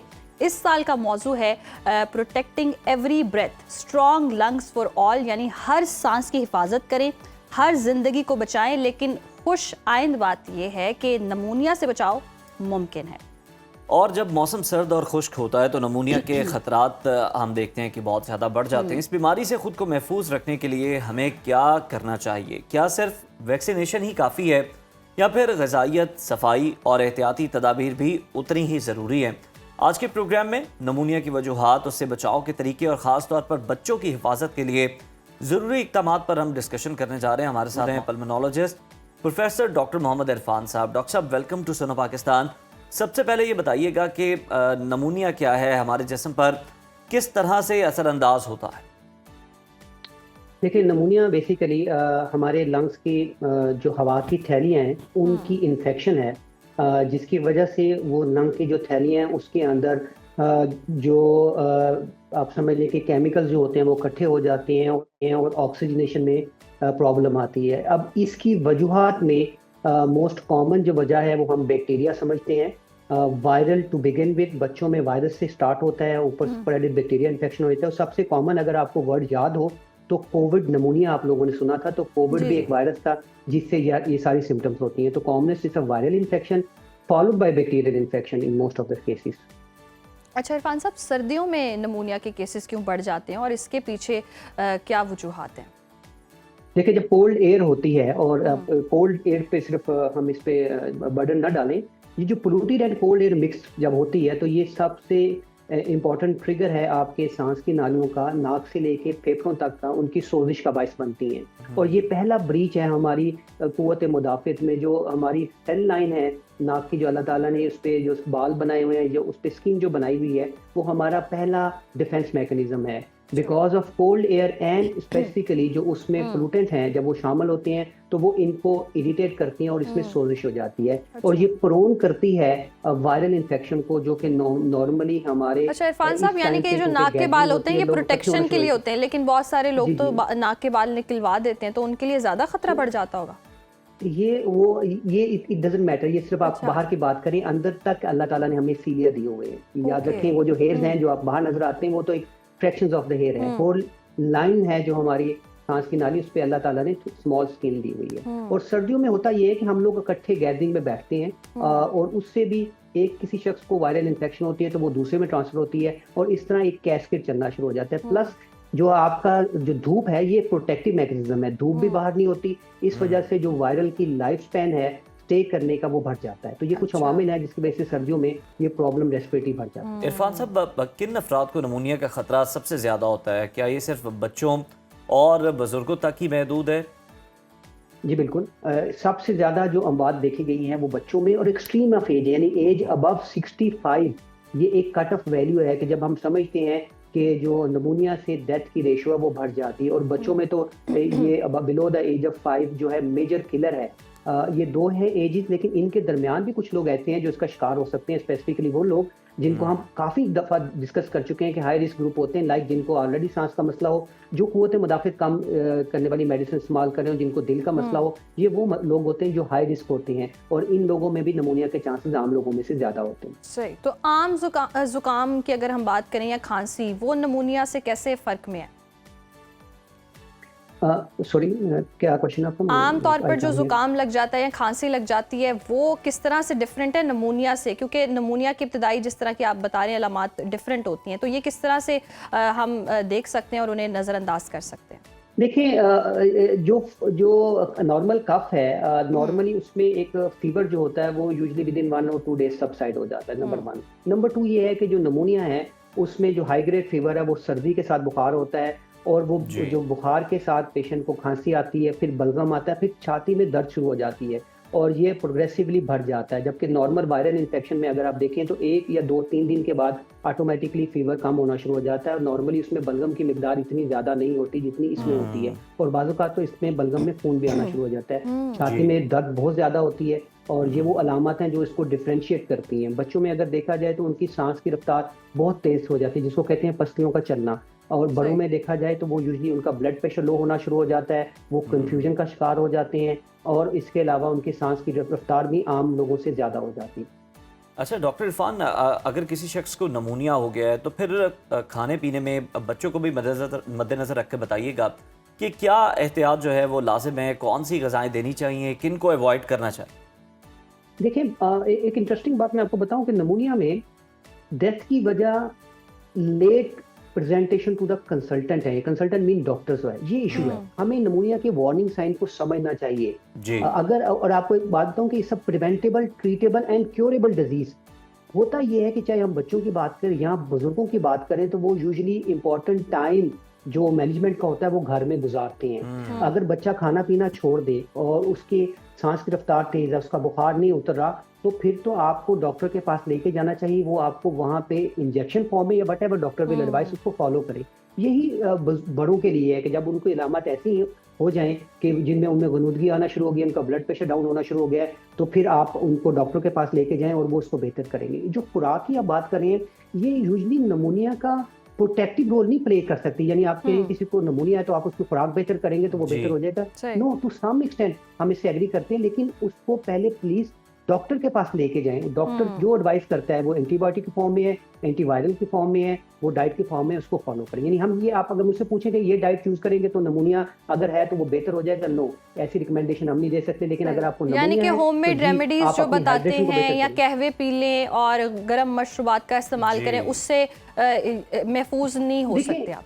देखिए ये, हाँ, ये इंपॉर्टेंट याद रखें ना। देखिए अगर आप कावा पी रहे हैं, आप अगर ये मशरूबात पी रहे हैं और वो वार्निंग साइन आ गए हैं तो फिर आपने इंपॉर्टेंट टाइम मिस कर दिया ना। तो अगर हम लेबल करें किसी ऐसे बच्चे को या बड़े को जिसको नमूनिया है, जिसको बलगम आ रहा है, जिसको छाती में दर्द हो रही है और अब वो उस फेज में आ गया है कि उसको एंटीबायोटिक लगनी चाहिए, तो वो कावे से फर्क नहीं पड़ेगा उसको। तो वार्निंग साइन जो हम बार बार डिस्कस कर रहे हैं, उस अगर वो मौजूद है, नमूनिया है, तो प्लीज उसको डॉक्टर से रुजू करना चाहिए। मैंने आपको बताया कि डेथ होने की वजह लेट प्रेजेंटेशन है। अगर अर्ली प्रेजेंटेशन हो, और यही मैसेज मेरे में जाना चाहिए कि जितना अर्ली आप जाएंगे उतना रिकवरी की प्रोबेबिलिटी बढ़ जाती है। सब क्योरेबल डिजीज, रिमेंबर।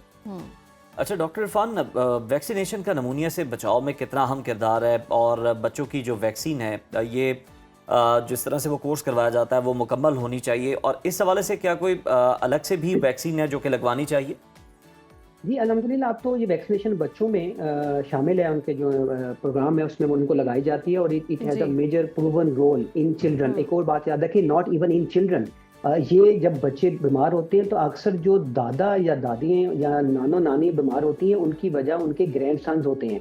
तो अगर आप उनको वैक्सीनेशन करवाते हैं तो आप एक हद तक एक फैक्टर कम करते हैं उनको बड़ों को बचाने के लिए भी। तो ये प्रिवेंटिव मेडिसिन जो है, prevention vaccination is have very important role. And one thing याद रखें कि बच्चों में तो हम करवाते हैं, जो काम हम नहीं करवा पा रहे बदकिस्मती से, वो बुजुर्गों में नहीं करवा पा रहे। इट इज रिकमेंडेड कि हर वो शख्स जिसकी एज 60 या 65 साल से ऊपर है, और अगर तो 60 साल से नीचे भी है, उसकी कुव्वत मुदाफ़ित कम है, सांस दिल का मसला है, तो उसको भी नमूनिया की वैक्सीनेशन लगानी है, और ये कॉस्ट इफेक्टिव वैक्सीनेशन है। तो वैक्सीनेशन का मेजर रोल है बच्चों में भी और बड़ों में। सही। इरफान साहब, हमने वैक्सीनेशन की तो बात कर ली, नमूनिया के इलाज में एंटीबायोटिक्स का क्या किरदार है, और क्या इन्हें हम खुद से इस्तेमाल कर सकते हैं, दुरुस्त है ये? देखिए, खुद के तो कभी भी मैं रिकमेंड नहीं करता एंटीबायोटिक का। और अब पहले भी एक प्रोग्राम में मैंने बात की कि आफ्टर सम टाइम लोग एंटीबायोटिक रेजिस्टेंस से ज़्यादा मरेंगे बजाय ये कि वो किसी जरासीम से मरते हो। तो देखें, एंटीबायोटिक डॉक्टर ने रिकमेंड कर ली है, और वो बदकिस्मती हमारी ये है कि अगर हमने एंटीबायोटिक फॉर एग्जांपल सबसे लोअर स्टार्ट करनी हो, तो क्योंकि antibiotic over the counter available है, तो मरीज सबसे हाईएस्ट एंटीबायोटिक लेके हमारे पास आता है, तो हमारे पास ऑप्शन नहीं रहती उससे ऊपर एंटीबायोटिक ले जाने पे। तो नमूनिया अगर बैक्टीरियल है तो उसकी ट्रीटमेंट एंटीबायोटिक है, अगर वायरल है तो उसकी ट्रीटमेंट एंटीवायरल है। यस, कुछ वायरल इन्फेक्शन में हम बैक्टीरियल कवर भी देते हैं। सही। अच्छा डॉक्टर इरफान, नमूनिया से सेहतियाबी के बाद मरीज़ को देखा जाए तो कितने अरसे तक केयर की ज़रूरत होती है, ख्याल रखने की ज़रूरत होती है, क्या सजेस्ट किया जाता है?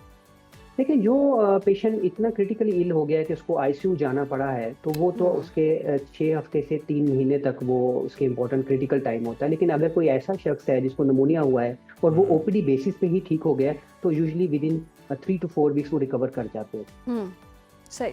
अच्छा इरफान साहब, आखिर में नाजरीन के लिए आप क्या अहम पैगाम देना चाहेंगे इस हवाले से, क्योंकि आज वर्ल्ड नमूनिया डे है, तो आगाही भी ज़रूरी है। देखें, सबसे इम्पोर्टेंट जो बात मैं मैसेज कम्युनिकेट करना चाहता हूँ कि अगर आप में नमूनिया की अलामत है, जिसमें हमने बताया कि खांसी है, बलगम है, छाती में दर्द होना, मुसलसल बुखार का होना, सर्दी के साथ होना है, तो प्लीज़ डॉक्टर से रिव्यू करें। इसका इलाज जो है वो टाइमली एंटीबायोटिक पे है। अगर बैक्टीरियल नमूनिया है, डिले ना करें। ये प्रिवेंटेबल, क्योरेबल, ट्रीटेबल डिजीज है। वैक्सीनेशन जरूर करवाएं।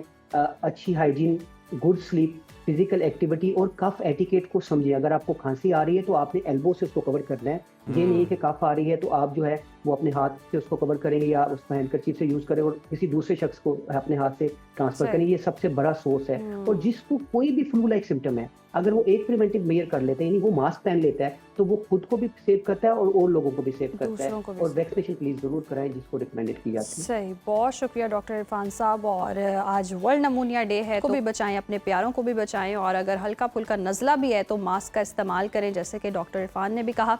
और जो सूरत हाल हम देख रहे हैं कि सर्दी बढ़ रही है, खांसी, नज़ले, ज़ुकाम की बीमारियां भी हैं, वो इजाफा होता दिखाई दे रहा है, तो नमूनिया के खदशात रहते ही हैं।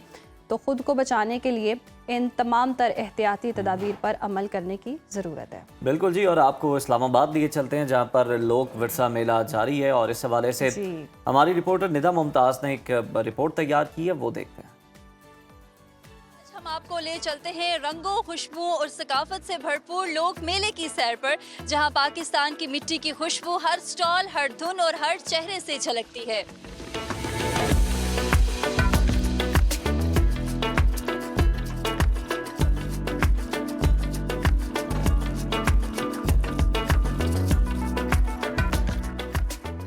इस्लामाबाद के लोक मेले में इलाकाई सकाफत की बहार, रंग बिरंगे रवायती मलबूसात के स्टॉल्स पर रश, देसी खानों की खुशबू ने शहरियों के दिल मोह लिए। लोग साजिंदों की धुनों पर शायकीन सर धुनते रहे।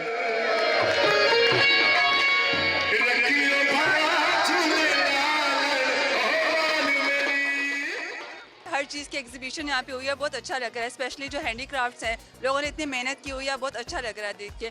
इसके अलावा बहुत सारे खाने भी खाए हैं जो बहुत मज़े मज़े के थे, क्योंकि वैसे डेली लाइफ में मौका नहीं मिलता कि बलोचिस्तान, खैबर पख्तूनख्वा के खाने खाओ, तो वो खा के बहुत मज़ा आया। वैसे तो हम कहीं भी नहीं जा सकते, ना KPK में ना ही गिलगित, लेकिन यहाँ पे हर तरह का कल्चर देख रहे हो, जो कि बहुत अच्छी बात है। हम अपनी सकाफत और अपनी रिवायात से दोबारा मिलते हैं। यहाँ मज़े मज़े के खाने और सब कुछ बहुत अच्छा फील हो रहा है। अपनी डेली रूटीन से निकल के आए हैं आज, तो बहुत अच्छा लग रहा है। पंजाब, बलूचिस्तान, सिंध और खैबर पख्तूनख्वा के मुख्तलिफ रंग और सबकी अलग पहचान एक ही छत तले सिमट आई है।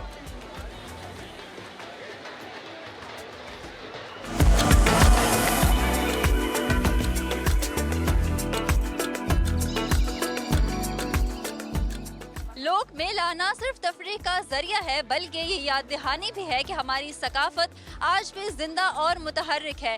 कैमरामैन अवैस कयूम के साथ निदा मुमताज, सुनो न्यूज़, इस्लामाबाद।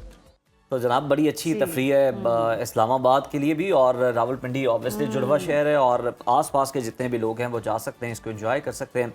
मुख्तलिफ सकाफतों के रंग आपको यहाँ पर देखने को मिलेंगे। चारों सूबों की सकाफत है, गिलगित बल्तिस्तान की, आज़ाद कश्मीर की, और हर दिन के हवाले से जो थीम है वो डिफरेंट है। और इसके अलावा जो रिवायती खाने हैं वहाँ के जनाब, उनके भी स्टॉल सजे हुए हैं। खानों को उज़ैर कैसे भूल सकता है। उज़ैर ने कहा मैं रिवायती खाने भी मेंशन करता जाऊं ताकि दिल ललचाए ब्रेक पर जाने से पहले।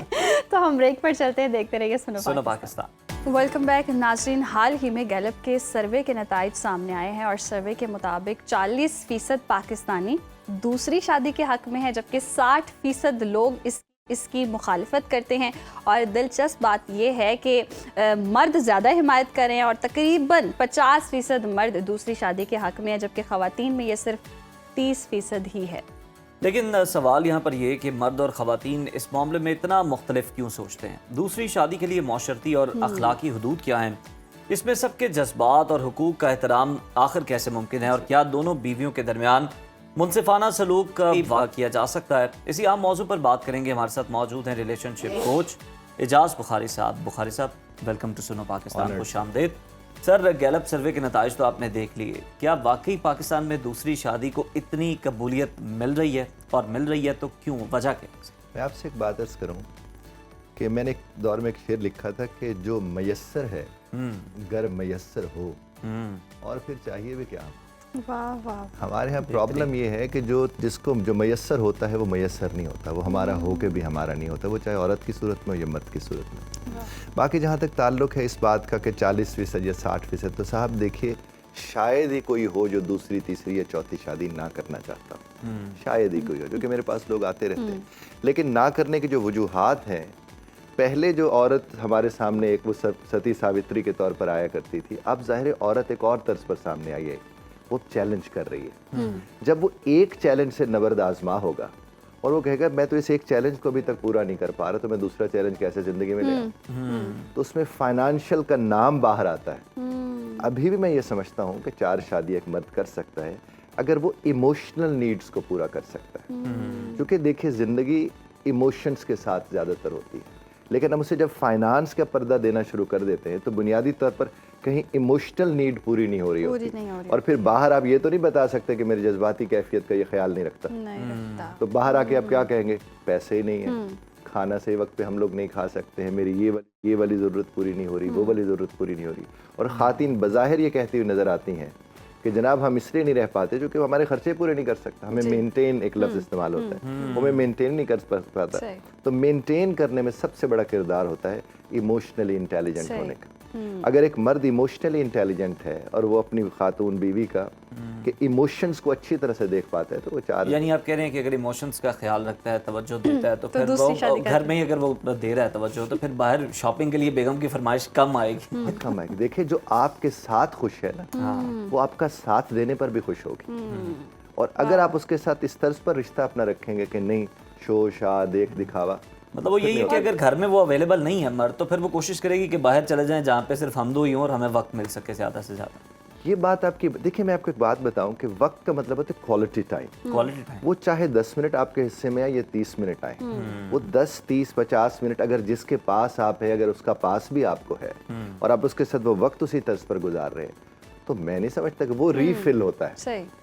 उसके बाद फिर एक बड़ा अच्छा वक्त गुजर जाता है। लेकिन हमारे यहाँ चूंकि उसकी तरबियत शुरू से नहीं हुई, देखिए हाकमियत का जो कॉन्सेप्ट दिया गया है, हाकिम असल में महकूम होता है, जो हाकिम होता है। हमारे यहाँ हाकिम होने को जब तरजीह देता है, तो फिर महकूम तो वो रियाया हो जाएगी। उसके बाद फिर उसने बीवी रियाया में से तो नहीं होती, बीवी तो एक ऐसा हिस्सा है आपके ज़िंदगी का जो आपको कॉम्प्लीमेंट करती है, जो आपको मुकम्मल होने में मदद देती है। और अगर आप बीवी के होते हुए आप अपने आप को अधूरा फील करें और वो आपको अधूरा फील करे, फिर चाहे आप जितनी, अब देखिए पैसों के एतबार से अगर हम देखें, हमने बहुत से ऐसे लोग देखे अच्छे खासे पैसे वाले, लेकिन एक ही शादी रखी हुई है, और एक ही शादी का मतलब एक ही शादी रखी हुई है, यदि बाहर भी उनके कोई ताल्लुकात नहीं है, क्योंकि वहाँ से वो मुकम्मल हो रहे हैं। तो जब आप तकमील को देखते हैं तो उसमें पैसे नहीं आते। और बुखारी साहब हम ये भी देखते हैं कि हर कोई चाहता है, एक शादी होती है, मसले होते हैं तो वो चाहते हैं दूसरी शादी कर ले, मतलब रिजल्ट तो डिफरेंट नहीं है, मसला तो वही रहेगा बीवी के ऊपर बीवी फिर बीवी, लेकिन सोल्यूशन कुछ नहीं निकल रहा। और ये भी सूरत हाल होती है अब, जैसे कि ख़वातीन भी दूसरी शादी करने के उस तरह से हक़ में नहीं है जिस तरह मर्द हमने देखे, मर्द हजरात चाहते हैं कि दूसरी शादी हो जाए। ये कितना बड़ा अलमिया है, और जो औरत चाहे दूसरी शादी करना, ये कितनी एक्सट्रीम सिचुएशन है। क्यों ना चाहे, पहले तो ये है कि अगर औरत का ज़ाहिर एक तलाक हो गई है, खुला हो गई है, जो भी, उससे तो फौरन दूसरी शादी करनी चाहिए। लेकिन होता ये कि मेरा पहला तजुर्बा चूंकि ठीक नहीं रहा, तो मुझे दूसरे तजुर्बे के लिए भी टाइम चाहिए। टाइम नहीं होता, कोई किस चीज़ का टाइम चाहिए, मुझे तो ये खुद आज तक सवाल समझ नहीं आया कि मैं अभी 1-2 साल अपने करियर को, चीज़ों को, इसको देखूंगी। इमोशन जो आपके होते हैं वो चार्ज रहें तो चार्ज रहते हैं। एक वक्त होते इंसान आवाज़ार हो जाता है, जब वो आप अपने आप से आवाज़ार हो जाएंगे तो आप किसी के लिए राहत का सबब तो नहीं रहेंगे, क्योंकि आप तो अपने आप को राहत नहीं दे पा रहे। अच्छा, मर्दों के हवाले से ये भी बड़ी बात होती है कि अगर वो इंसाफ कर सकें तो फिर मतलब इंसाफ आप मौशी लिहाज से, फिर आपने वक्त भी देना है, फिर आपने इमोशनली अवेलेबल भी होना है। तो क्या आजकल के इतने जदीद दौर के अंदर जहाँ भाग दौड़ लगी हुई है, हर कोई अपनी मसरूफियात में है, ये मुमकिन हो सकता है? बिल्कुल मुमकिन हो सकता है। देखिए इमोशनली अवेलेबल होने का मतलब फिजिकली अवेलेबल हर वक्त होना नहीं होता। इमोशनली अवेलेबल का मतलब होता है ध्यान रखना, ख्याल रखना। अब देखिए कि वो बड़ा खूबसूरत एक शेर है कि अगर वो पूछ ले मुझसे तुम्हें किस बात का किस गम है, बात का गम तो है? फिर वाह, किस वाह, बात फिर का गम किस है अगर बात? वो पूछ ले वाह, मुझसे। तो आप देखिए एक हल्का सा टेक्स्ट, एक जुमला, देखिए शादी से पेशतर भी तो टेक्स्ट होते हैं ना, जी, वो 2-4 दिल भेज दिए, उधर से 2-4 दिल वापस आ गए, चाय का कप भेज दिया कि भाई तुमने नाश्ता किया या नहीं वाह, किया। हमारे यहाँ कितने मर्द हैं जो नाश्ता करने बैठे हो सिर्फ इतना ही पूछने कि आपने नाश्ता किया था? नहीं पूछते, वो कहते वो तो कर लेगी, जब भूख लगेगी उसको कर। और हालांकि आपके उसके कहने से उसका दिन बन जाए। छोटी छोटी चीजें लेकिन बड़ी इंपॉर्टेंट नहीं करते। और अगर ये और इंसाफ कहते हैं साहब इसी को है, इंसाफ ये नहीं कहते कि 2 लाख उसको दे दो, 2 लाख उसको दे दो, 2 लाख इसको दे दो। इंसाफ ये है कि आप मयस्सर हों। वो अगेन मुझे परवीन शाकिर का वो बड़ा खूबसूरत शेर उसका था कि वो मेरे पाँव को छूने झुका था जिस लम्हे, जो मांगता उसे देती अमीर ऐसी। वाह वाह वाह वाह वाह। समझ रहे बात को? इसका मतलब ये है कि वो वहाँ भी चरण छुए जा सकते हैं। और बेशक बुखारी साहब, खवातीन चाहती क्या है, डिमांड ही क्या है? तो मोबाइल पे नाम सेव किया होता है बड़े बड़े ओहदेदारों के नाम से। और ये बिल्कुल दुरुस्त फरमाया, खवातीन चाहती क्या है कि रिस्पेक्ट और वक्त चाहती हैं कि वक्त दो और क्वालिटी टाइम हो। और वक्त से मुराद भी मैं अर्ज करूं कि वो वक्त चाहती हैं जो उनका हो। एग्जैक्टली। उसमें ये ना हो कि फोन भी देखा जा रहा है, उसमें बच्चों को भी देखा जा रहा है, उसको भी देखा जा रहा है। हाँ मैं सुन रहा हूँ। जब ये मर्द कहते हैं ना हाँ मैं सुन रहा हूँ, ये चरका लगा देता है औरत। ये बड़ी तकलीफ दे बात है। भाई वो आपसे कह क्यों रही है सुनो, अगर आप सुन रहे हो। अगर आप सुन रहे हैं तो फिर आपको सुनना आता है ना, आप 4 लोगों को भी सुन सकते हैं। वो सिर्फ एक खातून को नहीं, 4 को। और आज आपको पता है जितना तेजी से खुला बढ़ रही है तो दूसरी शादी तो चाहिए। वो कहाँ जाके शादी करेगी वो खातून? तो दूसरी शादी के लिए शराइत क्या होनी चाहिए? एक तो शराइत जब रिश्तों में आ जाती है ना तो वो रिश्ता ही नहीं। रिश्ता बजाते खुद एक शर्त है, उसके साथ शराइत को जोड़ना तो उस रिश्ते की तौहीन। निभाना शर्त ही काफी है मेरा ख्याल है। निभाना, और निभाना किसने होता है साहब? जिसने अपनाना होता है।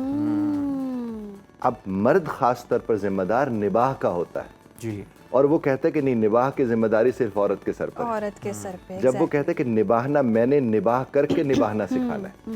और यकीन कीजिए साहब, अगर इमोशनली देखना आ जाए ना मर्द को, वो इमोशनली भी अपने आप को देख रहा होता है। उसने इमोशनली उन रिश्तों को देखना होता है। वो ने देखना शुरू कर दे, इस कदर भरपूर और खूबसूरत जिंदगी होती है कि यकीन मानिए। तो बुखारी साहब, आप क्या समझते हैं कि खवातीन का ज़्यादा किरदार है एक शादी को बचाए रखने में, एफर्ट करने में, या मर्द का? किरदार तो दोनों का है, लेकिन मर्द का ज्यादा किरदार मैं समझता हूँ। देखिए, जिसको जिम्मेदार बनाया गया है ना, जिम्मेदारियां उसके पास है, तो फिर किरदार तो मर्द का ही ज्यादा है। और मैंने इतने अच्छे देखे, 3-3, 4-4 शादियां एक ही घर में रह रहे हैं और बड़ी खूबसूरत जिंदगी, आपस में वाकईतन सहेलियों की तरह वो रह रही होती है। क्योंकि वो जो जिसने साथ रखा हुआ होता है वो एहतराम करता है। लेकिन कहीं ना कहीं आप वहाँ डॉक्यूमेंट्री तो नहीं शूट करने गए थे? क्योंकि ये बड़े रेयर केसेस होते हैं कि 3-3, 4-4 एक ही घर में रहे। हमने 2 तक तो देखे। मेरी ख्वाहिश थी कि मैं डॉक्यूमेंट्री करूं ताकि आप सबूत में पेश कर सकूं। वो जाहिर उनकी प्राइवेसी इंश्योर नहीं, लेकिन रहते हैं लोग, बहुत अच्छा रहता है। मर्दों की खुशी की तो बात हो गई ना कि दूसरी शादी, तीसरी खवातीन रहती, लेकिन बहुत सारी खवातीन ये एक्सेप्ट नहीं कर पाती हैं कि दूसरी बीवी हो, दूसरी शादी हो, उन पर ये जुल्म हो कि उनके साथ फिर ज्यादती शुरू हो जाती है। देखिए, जिस चीज की शरीयत में इजाजत दे दी गई है ना जी, वो फिर जुल्म नहीं हो सकता। वो नहीं हो सकता। इसीलिए उसमें कवानीन बताए गए हैं कि आप उनका ध्यान रखें, आप उनका ख्याल रखें। वो जुल्म और ज्यादती नहीं होता है अगर आप उनका ध्यान रख रहे हैं। अगर आप उनका ध्यान नहीं रख रहे तो एक का भी नहीं रख रहे तो वो भी तो जुल्म है। और दूसरा देखिए, जो एक के साथ रह के बाकी बाहर लोगों के साथ रह रहे होते हैं, वो तो जुल्म के साथ साथ हराम भी है। तो उससे बेहतर नहीं कि वो हलाल जुल्म चलो हो जाए। वही समझ लेंगे। लेकिन इसको सोसाइटी में नॉर्मल कैसे किया जा सकता है इस चीज़ को? और साथ ही जिस तरह ख़वातीन के मामले में आप कह रहे थे कि ख़वातीन अब इतनी बड़ी रेशो है खुला लेने की, डाइवोर्सेस की, तो वो भी ज़ाहिर है कहीं ना कहीं उन्होंने भी तो अपना पार्टनर तलाश करना है। इसको सोसाइटी में हम किस तरह से नॉर्मलाइज कर सकते हैं? देखिए, मुआशरे को ना आप ज़रूर अहमियत दें, लेकिन इतनी अहमियत ना दें कि वो आपके ज़ात से बड़ा हो जाए। मुआशरा सिर्फ बात करने के लिए होता है। हमें ये देखना है कि हम चीज़ों को किस तर्ज पर देख रहे हैं। मैं आपको एक बात अर्ज करूँ, आप जितने ऑड लेकिन शरिया के मुताबिक कपड़े पहन के बाहर चले जाते हैं, आपने अपने आप को ढांप रखा है। अगर आप मुतमईन है तो मुआशरा कुछ नहीं कर सकता।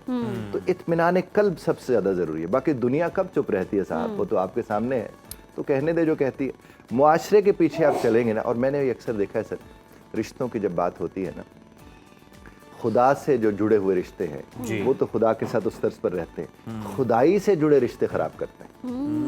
वो जो लोग हैं ना हमारे इर्द गिर्द मौजूद, तो किस किस के मेयार पर पूरे उतरोगे? फुफ्फो का अपना है, खाला का अपना है, चचा का अपना है, मामू का अपना है, ये तो तकसीम कर डालेंगे आपको। आपने देखा कि आप अगर गैर शरई और गैर अखलाकी काम नहीं कर रहे तो फिर मुआशरे की आपको तस्दीक की कोई ज़रूरत नहीं है। अच्छा बुखारी साहब, इस बात में कितनी सदाकत है? पाकिस्तान में ख़ास तौर पे कहा जाता है कि एक शादी ही बेहतर है, जिसने दूसरी शादी की है वो रुल ही रहा होता है।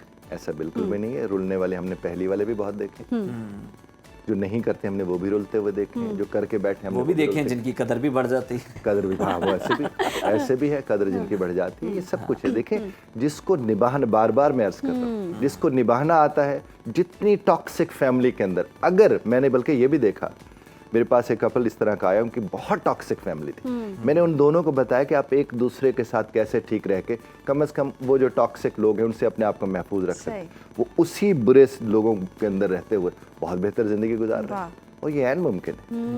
जबरदस्त जबरदस्त। यानी कि ये मुमकिन है कि अगर आप निभाना जानते हैं ना तो कोई भी रिश्ता हो आप निभा जाते हैं। यकीनन। बहुत शुक्रिया बुखारी साहब आपके वक्त का, और यकीनन ये ऐसा रिश्ता तो जो कि निभाने पर ही चलता है। और दूसरी शादी करने में अगर आप इंटरेस्टेड हैं तो वही जैसे उज़ैर भी कह रहे थे कि इंसाफ करना जानते हो आप, इमोशनली दोनों को वक्त दें। और वक्त ही जो है वो मेरे ख्याल से किसी भी रिलेशनशिप की होती है कि जब आप अच्छा वक्त दे रहे होते हैं, टाइम स्पेंड कर रहे होते हैं, क्वालिटी टाइम स्पेंड कर रहे होते हैं और वाकई बीवी की सुन रहे होते हैं ना, तो आपकी शादी बहुत अच्छे तरीके से चल सकती है। और निभा करना, जिस तरह से बुखारी साहब ने भी कहा कि मर्द की जिम्मेदारी है, क्योंकि उसको जिम्मेदार जो है वो बनाया गया है, मुकर्रर किया गया है। तो एक दूसरे को क्वालिटी टाइम दें, एक दूसरे के साथ ज़्यादा से ज़्यादा कोशिश करें, बट टाइम स्पेंड करें। और जब ये कर रहे हो तो फिर कोई और मसरूफियत जो है वो उसको आड़े ना आने दें, मोबाइल साइड पे रखें। क्रिकेट मैच देख रहे हैं और कोई और तफरी कर रहे हैं और बीवी को टाइम नहीं दे रहे, तो टाइम बहुत ज़रूरी है देना। इस मैसेज के साथ जी प्रोग्राम टाइम नहीं देंगे तो टफ टाइम मिलेगा आपको। इसी के साथ टाइम इजाज़त दीजिए, अपना बहुत सारा ख्याल रखिए। कल दोबारा मुलाकात होगी। टिल देन, अल्लाह ने के बाद।